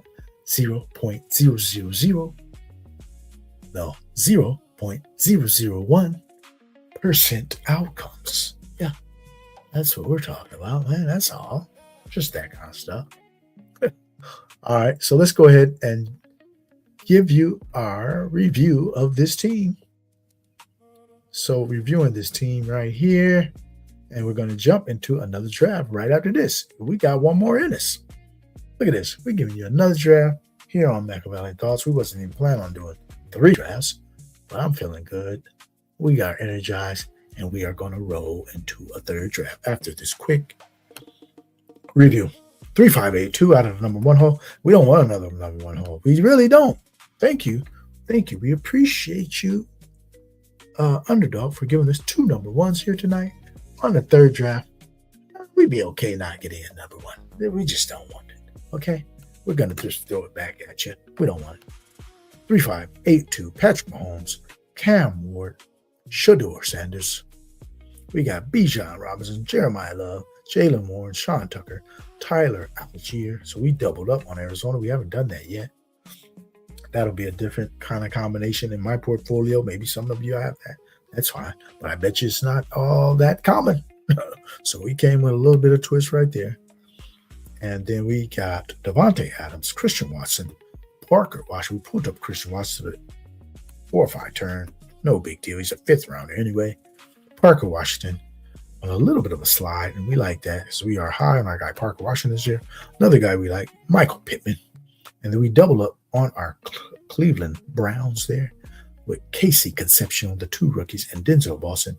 We got another young buck, Shamari DK, and another 2nd-year guy, Jack Besh. So we like this room here with our experience up top, Devontae, Watson, Parker, Pittman. Experience up top, more youth, looking for that post-rookie buy bump, and our young 2nd-year guys. We like that kind of mix, that blend of youth and experience. Then we got Trey McBride, the record-setting tight end from last year, and we got one of the all-time greats at the tight end, Travis Kelce. So we really like this build here, and hopefully we can get out of this room and see you week 15. Let's go ahead and jump into another draft. Thanks for joining us here at GAB Sports. We're jumping into another draft right here, right now. And so let's go ahead and do it. We're going to go ahead and give a countdown. We don't want to waste any time. We're not going to waste much time. Let me see how far along is this. I was hoping that this contest would get to Friday, because we got our show Friday coming up, as we're going to go ahead and post that little schedule here. So we are at 80%. It might not get to Friday, or it might just barely get to Friday, but I think it will, since we're at 80% heading into Thursday. So we'll go ahead and jump into this fast puppy here on GAB Sports presents Machiavellian Thoughts in 10, 9, 8, 7, 6, 5, 4. It's a fast puppy. 3, 2, 1. And we are entering the fast puppy right here, right now. Got it. All right. It's 5 more. Go ahead and jump in if you want to. if you're out here and you want to go ahead and draft with us, go ahead and jump in right now. You might be able to get in still. Waiting for a 2. Oh, it's filling fast. It'll be filled here in a second. All right. And so let's go ahead and put up that schedule here, as we got our schedule for the rest of the week here at GAB Sports. And we will be joining our guy after our show. You're here on Wednesday, Machiavellian Thoughts. You're right, tuning in right now. And Friday, we have our Fiesta Fridays, our hype show of the week. And after our show on Friday, we will be jumping on our guy Hartman Fantasy Football Channel, another one of our friends out here, and we will jump on his show right after that. So we're going to be coming at you for a very extended period here on Friday with Fiesta Fridays, and then right after that, about 5:30 p.m. Pacific, 8:30 on the West Coast, we'll be jumping in with our guy on the East Coast, 8:30 East Coast. We'll be jumping in with our guy Hartman on his show, his Frenchie Fridays. And then on Sundays, we have Knockout Brunch, where we pit 2 players against one another in a battle of position players with relatively close ADPs, and we pit them against each other. One dude's got to get knocked out on Knockout Brunch. So join us for that, the show as well. And then on Mondays, we have our Midnight Monday show, where we draft a BBM right off the gate. That's where we do our BBMs on Midnight Monday. So join us for that show. It's at 11:45 p.m. Eastern on the East Coast, 8:45 Pacific. Midnight Mondays.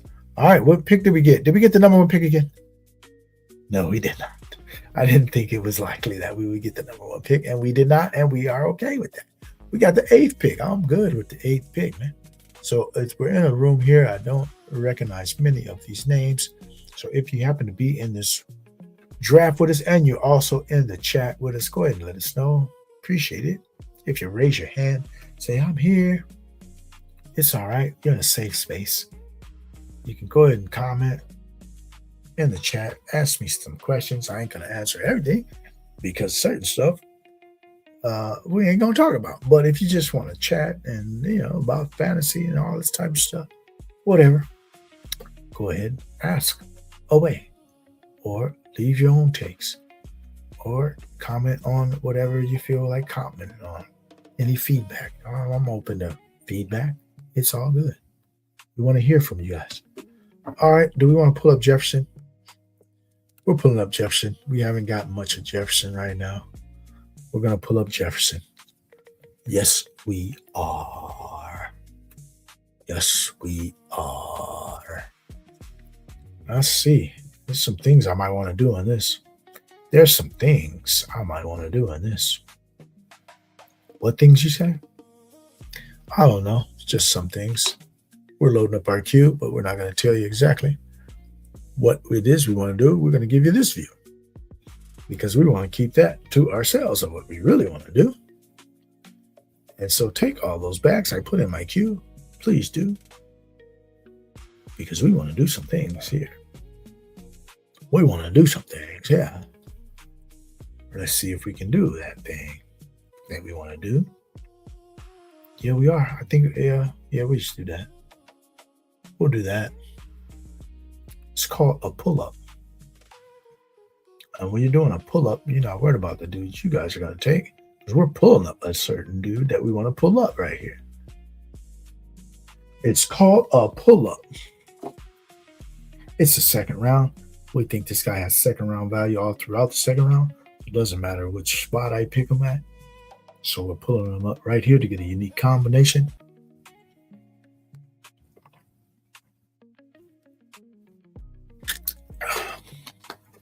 Let's go ahead and do this. As we are heading deep into the night, it's after midnight on the East Coast, 9:30 p.m. Pacific. And so we up in 2 picks. They're not going to pull up my dude, are they? They're not going to pull up my dude, are they? Nah, they won't. They didn't. We will. We are. We're doing it. Passing up all those backs that are looking pretty good here. And yeah, we just want to get a different combination. We're not worried about the value we passed up because value is relative. what's really interesting is that are you going to deliver? That's all. That's all that matters. And the range of outcomes suggests some of these dudes could fail, and our dude could succeed. And our combination could be unique, or not could be. Our combination will be unique. Because we got Jefferson, Nico. There ain't a lot of Jefferson Nicos out there. I don't care how you say it. I don't care how you try to justify it. There ain't a lot of those out there. I'm in all these rooms. I see what people are doing. I see the ADPs. There ain't a lot of this combo. So we taking it. Why? Because it can work. That's why. I'm not taking it if I don't think it can work. This might work. Both of these dudes might crush. So if they crush together and I got that combo and you don't, or y'all don't, or nobody does, or very few do, we looking good. That's how I'm thinking.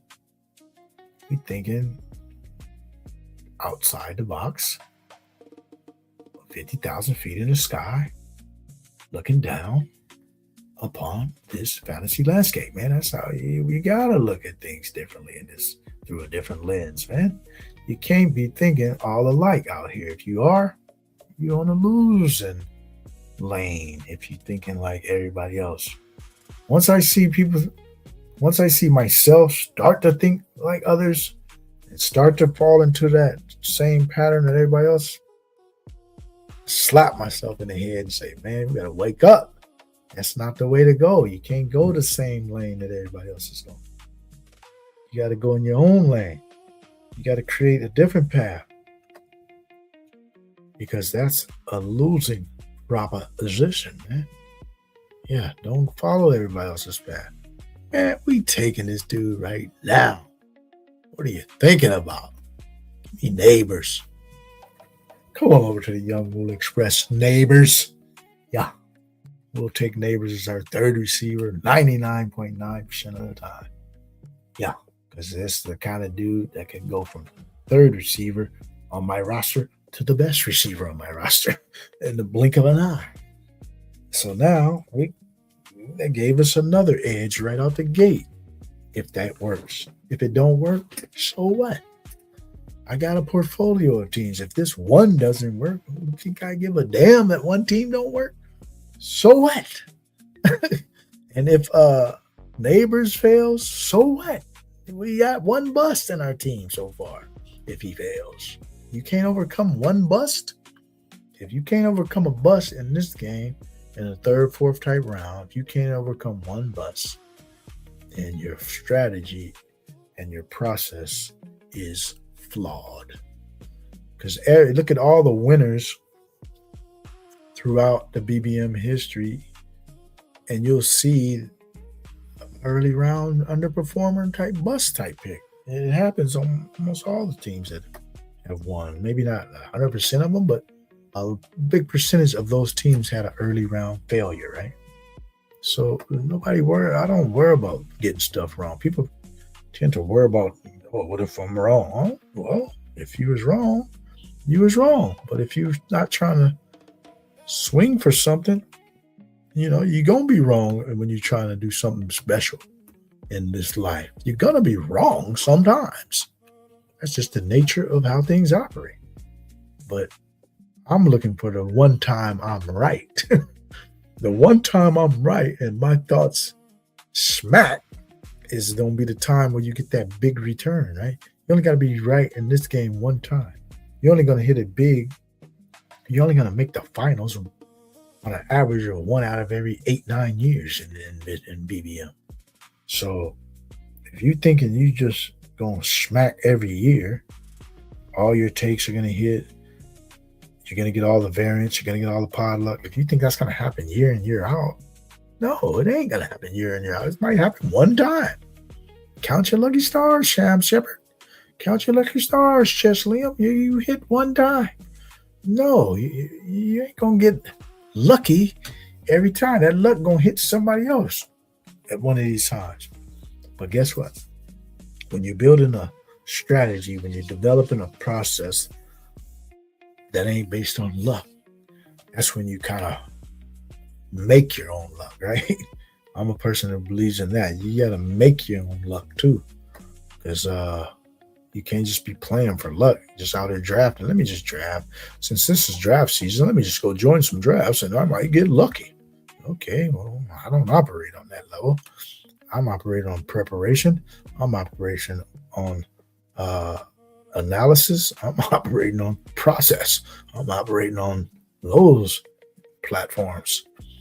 Yeah, so that's how we do it here at GAB Sports. And if you want to go ahead and join us, come in on the ground floor. Because once this train gets to rolling, once this plane takes flight, and you ain't on board yet, might be too late. Because might have won all the money by now. You could have been a part of it. So that's how we operate. We'll go ahead and take our first back here. Because we started this train. Toot toot! We started it. No doubt about it. I don't care who you are, what your name is. Out there, we got archives. We got receipts.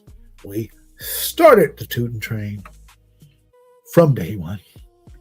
So if you ain't on it by now, that's just your loss. Because that train is gaining a lot of steam. That's all I'll say. Training camp ain't even started and tootin' is gaining steam out here in the news world, in the coach speak world, in the reality world. We live in reality. We already did our analysis of this situation, so we ain't even sweating what happens from here forward. We already know this is what we call a lock. We locked this one up, took the key, put it in the safe, washed our hands, and said, we got a winner here. So we riding that one just like that all year, all off season, all regular season. We taking that one and owning it and claiming it and throwing it out there over and over and over and over. Because we haven't diverted, we haven't wavered since day one. Why? Because we do our research. We do our analysis. We understand how to evaluate prospects, talent. And so that was clear to me. This is a smash. All right, we're going with Tyson. Tyson? All right, we got, look at this receiver room. This receiver room might be illegal by the time the season starts. This one might be banned in 49 states. This receiver room right here, boy, look at this. This receiver room right here. Jefferson, Nico, Neighbors, Teteroy, George Tyson. We might be banned from crossing state lines. Because we too potent right there, man. We might just be banned from states. They might just be like, man, y'all can't come with that kind of arsenal. Can't come with that kind of arsenal into our domain. Yeah. You might not be able to travel, but we're going to jump aboard. We're going to gather all these receivers. They're going to jump aboard the YUUNGMOOLAHH Express. And we are going to take a trip to the Moolah Island, right? And we do things legally on the Moolah Island. We ain't Epstein. We got women of age. We got masseuses who are willing to take care of our athletes. We got all the amenities. We got fruit dangling from all the biggest trees. We got luxury chefs. At Moolah Island, we do things the right way, legally, consensual. Yeah, we have a ball. We have parties. We got DJs. We got everything. We bringing our dudes and treating them well here on the Moolah Express. Come on, Bart. Let's do it. Let's go ahead and enjoy this ride. Who's the receiver? Do we need a quarterback yet? We don't even need a quarterback yet. Give us no quarterback. Y'all keep taking the quarterbacks. We taking this guy right here Rico, Rico, Rico Suave, Rico Dowdle, Rico Suave. Yeah, man, we'll take Rico Dowdle. Right here's our second back. All right. Let's go ahead and do this like Brutus. All right, so what y'all doing, man, out here, man? What y'all want to do? Is anybody in this draft? No? All right, this is the last draft. You don't want to make yourself known, that's fine. This is the last draft. Thank you for joining us. Thank you for rocking with us. Appreciate you all coming on in here. Smash the like as you enter the building and as you exit the building. As you're rocking with YUUNGMOOLAHH here on GAB Sports presents Machiavellian Thoughts, our third draft of the night. We're winding down, and we got a banger here out of the 8 hole. We got a 0250. We like this team, and we're going to love it even more as we continue to add pieces to this build. All right, let's see where we're at on the draft board. We're coming down at our pick in the 8th round. We are on the clock here in the 8th round. And we are going to rock with who? We're going with Blake Corum. Are we?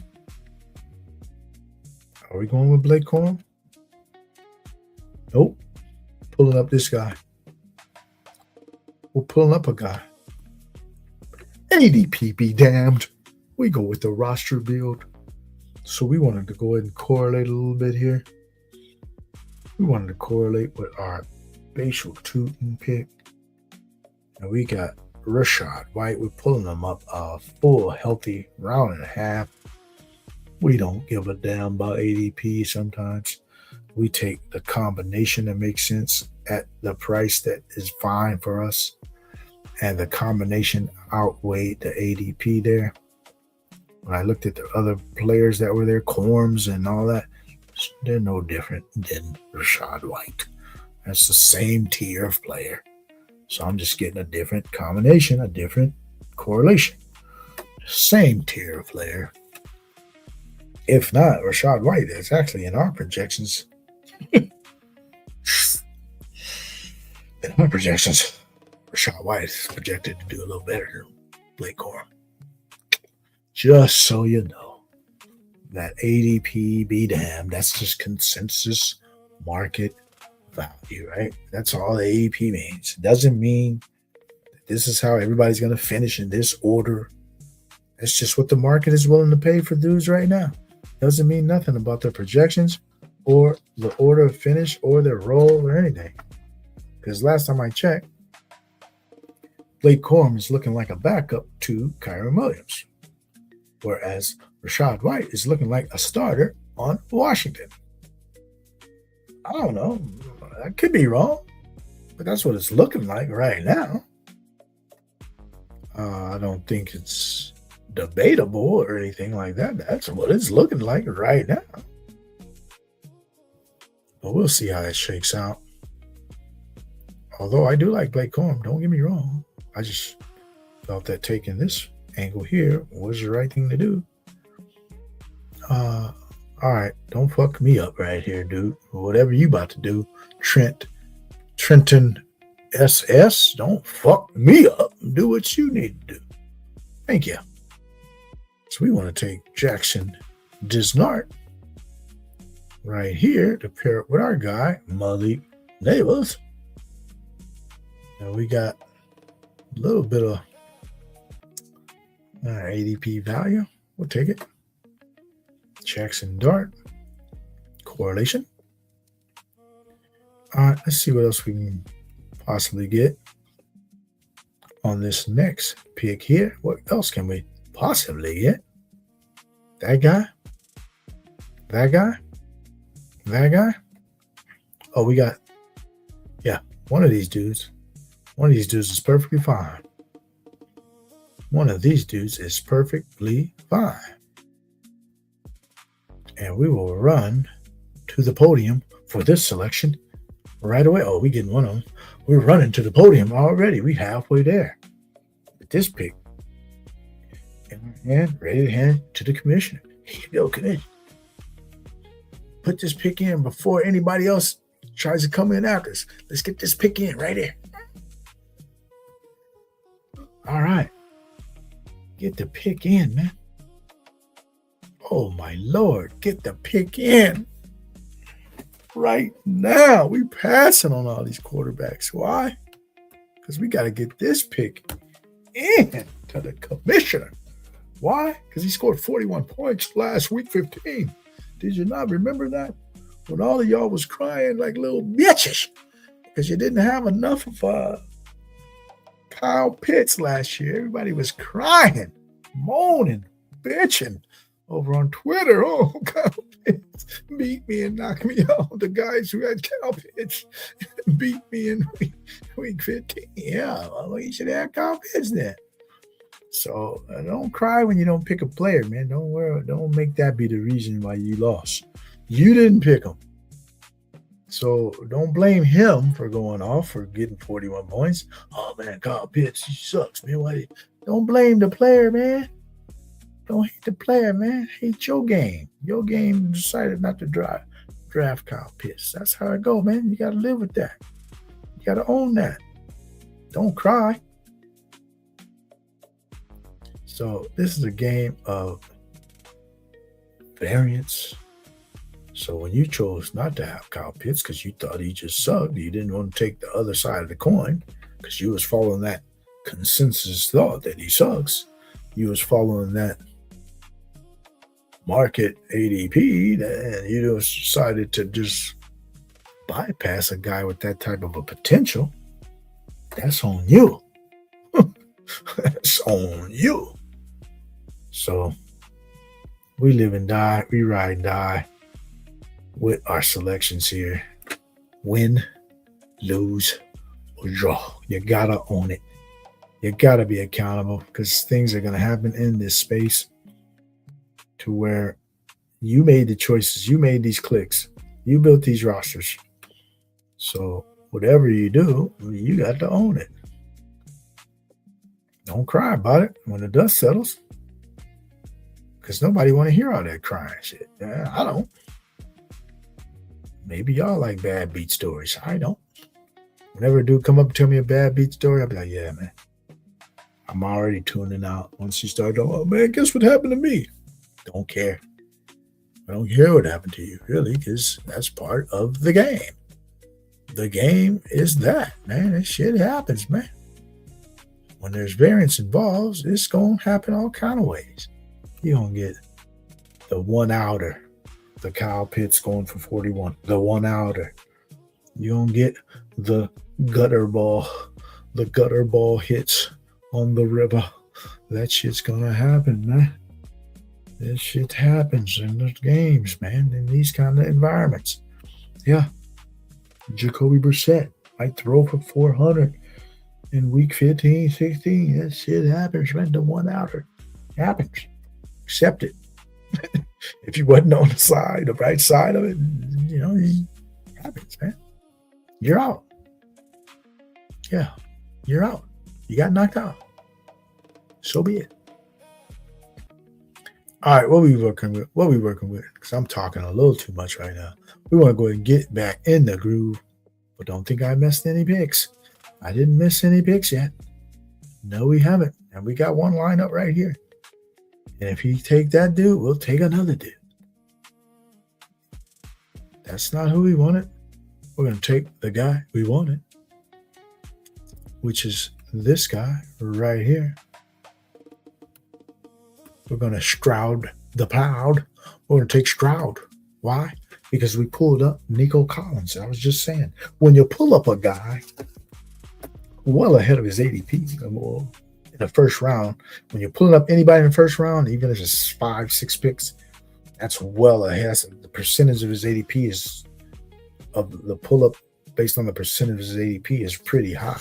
So we pulled up Nico Collins. So if I'm pulling up Nico Collins, I'm thinking he's going to smash. Because why did I pull you up? So I'm pulling up Nico Collins thinking you're going to smash. Shouldn't I target your quarterback? Isn't he going to help you smash? So isn't that in turn potentially going to help him do well? You got to know how to correlate. You got to know how to combine picks. You got to know how to complete the mission. You got to know how to implement your process and your strategy. Otherwise, if you're missing links like that, the little tidbits like that, you need to tighten up your game.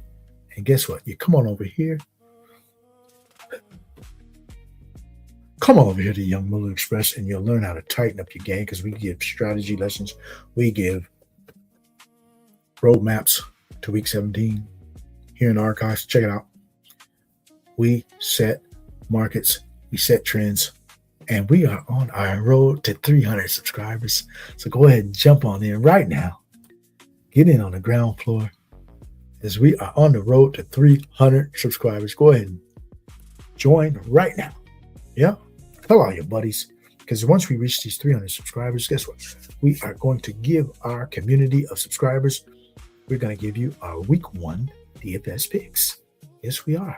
And we're also going to give you our top NFL picks for week 1, absolutely free. If we reach these 300 subscribers by the time of best ball season drafting is over. All right. We are on the clock. Let's go ahead and see what we got lined up here as we are on the clock. We need some backs. We need some running backs. Smack Ola. Smack that dude. Smack that dude. Yep. We got Jonah Coleman right there. Let's see. What else do we need? What else do we need? Need is a very strong term. Do you really need something or do you desire something? There's two different things. Desire and need. There's only a few things you need in life. Water being one of them. Oxygen being another. So needing something in fantasy is never really a need. Need it. I would like it though. I did desire that. So I desired that running back there. I didn't need it. So let's just go ahead and say that. I don't need anything in this game. We only desire something. We're going to try to keep that as a focus because that keeps everything in perspective out here in this game because nothing is certain. That's what we went and dispelled here tonight on our view from 50,000 feet above, looking down in this fantasy landscape. Nothing is certain in this uncertain sport of NFL football. And also, we don't really need anything in this game, right? You might desire something. You don't need it. So let's see what we desire right now. We desire that. No, I don't know, man. Let's look at the other spot. Let's look at the other position. Let's look at it from a different perspective. Oh, yeah, we desire this. We desire that. We desire this. Oh, man, we taking this dude. We're kind of high on this guy. We're kind of high on this guy. So we'll pull him up a few spots. Okay, and it might be the last guy we need at that position. 2, 3, 4, 5. Because we got 6 of the damnedest. We got 6 of the damnedest receivers in this room. Let's go ahead and slide this draft room down so you can see what we're doing here. We got 6 of the damnedest receivers. This might be an illegal assembly of talent at the receiver position. So we are going to go ahead and rock with that. And we don't need to add not another piece to that one. We got 6 receivers. We got a 2-4-6-2 through 14 rounds. So let's go ahead and turn off our receiver button and see what we want to do with the other spots. Okay, we can do that. We'll put him at the top of the queue. Let's see what else. Put that dude in there. Oh, yeah. Okay, let's see who else. Put this guy in there. Oh, man. They thought they boxed me out, but they didn't. We got plenty of dudes we love late. Plenty of dudes we love late at that spot. We just going to queue them all up here. We got plenty of dudes we love late. That guy, this guy, that guy. Let's rock with that one, man. Let's rock with that one. Okay, what that position looking like? Looking a little thin. No, we good there. We are good there. We are good there. All right, we got it. Seem like we know what we're going to do. Now we just got to do it. Let's see if it comes our way. See if it shakes out how we need it to shake out. Yeah, we'll do that. Take him right here, right now. That's why we took A.D. Mitchell. We'll take this guy now. Geno Smith. Yep, the Jets could be one of those teams that exceeds expectations. We firmly believe that. And we are walking it like we talk it. Here at GAB Sports presents MACHIAVELLIAN Thoughts. We walk it like we talk it. No cap, no cap, no cap. No filler, no fluff. No fucking gimmicks. We walk it like we talk it. Remember the chicken dance? Merton Hanks went like this when he scored a touchdown or got an interception. The chicken dance. Merton Hanks. He had that long neck and he would do the little chicken dance. Merton Hanks. I don't know if some of you guys might not be old enough, but look it up. Merton Hanks of the 49ers did this little chicken dance when he got an interception or something. He was a safety. All right, we're rocking with this guy. We don't have much of him. We'll take him here. A little correlating piece with our guy. Oh, we don't got any Miami. What am I talking about? Correlating piece. Forgot. We didn't take Miami. We took Houston. So we're good. Houston. We have a problem. Houston. Do we have an issue? All right. What else we want to do here? We got a 3-5-7-2. I can go a multitude of ways here. We get at least one of those positions, if not two. And then we'll get, I think I know what I want to do. One of our bills that we really like right about now. And so we're going to rock that one. We're going to rock that one.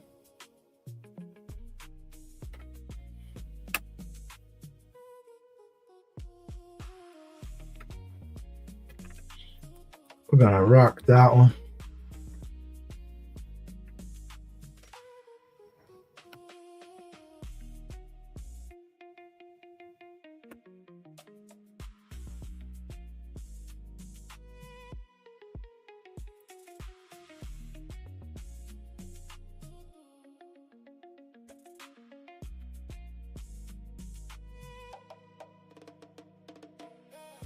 Yeah, we're going to rock that one. Yeah, I might want to do something a little different there. Yeah, I think we will. We will do something just a little different. On these last two picks, been kind of looking at something. All right, we're rocking Nick Singleton. Nick the Quick. Nick Singleton is one of our picks. And then we got another pick lined up as our final pick of the night as we are going to sign off after this. Thank you for joining us here.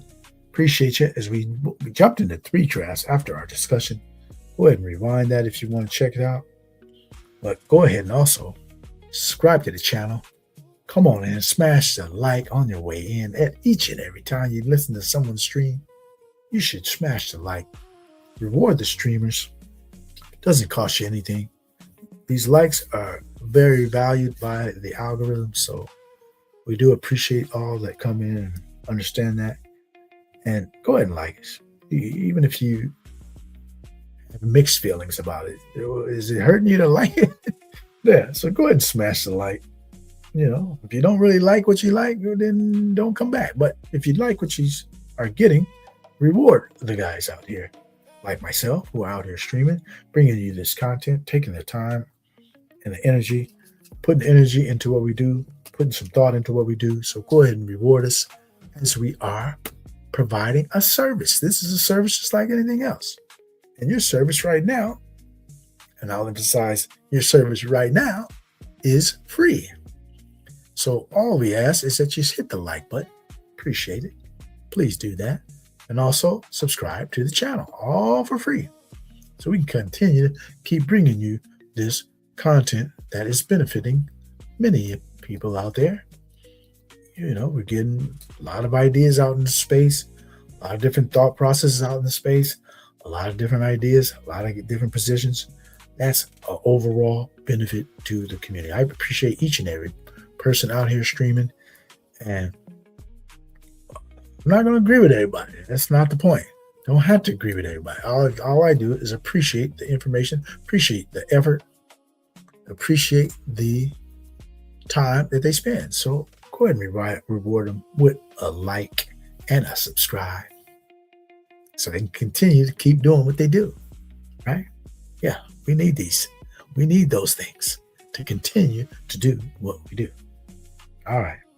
Just my little service announcement as we are heading out, winding down in this 3rd Fast Puppies draft here on GAB Presents Machiavellian Thoughts. We will be coming back at you on Friday, Fiesta Fridays.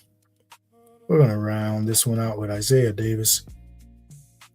So we got Isaiah Davis of the Jets with our late Jet stack of Geno, Isaiah Davis, and Adonai Mitchell.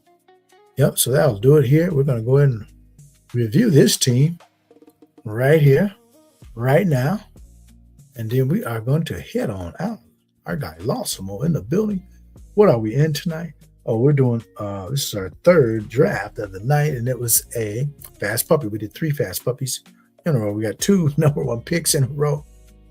And then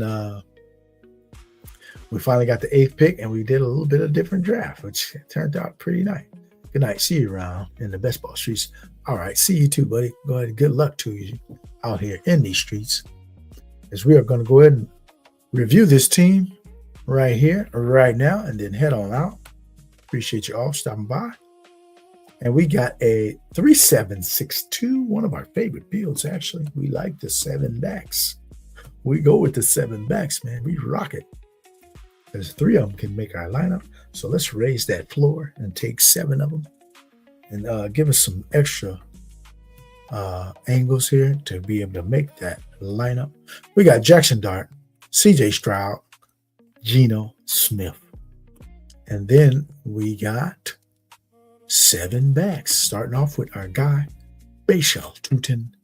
We got Rico Dowdell, Rashad White, Jonah Coleman, Ray Davis, and Isaiah Davis, and Nick the Quick Singleton. So we got some flyers here, and we got some dudes who have some sort of a role. And then we got dudes up top who we all like to have a pretty decent piece of their split or committee or whatever it is. They'll have a pretty good share. So we're going by the running back by committee approach to get our lineup each week. We want these dudes to mix and match, come along, and integrate into our lineups on different combinations each week.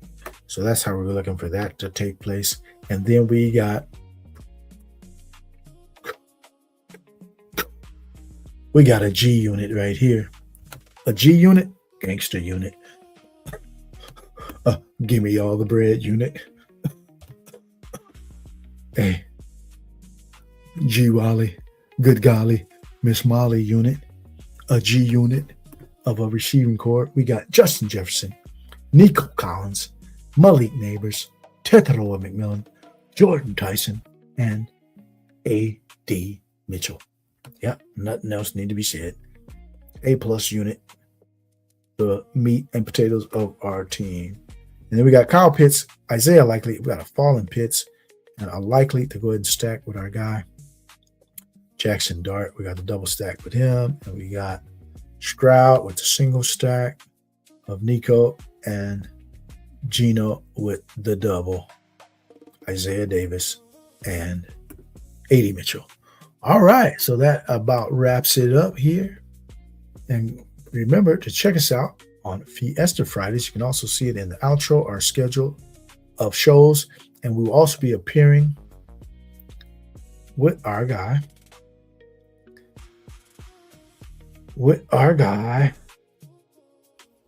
Hartman Fantasy Football on Friday. It'll be after our GAB show of Fiesta Fridays.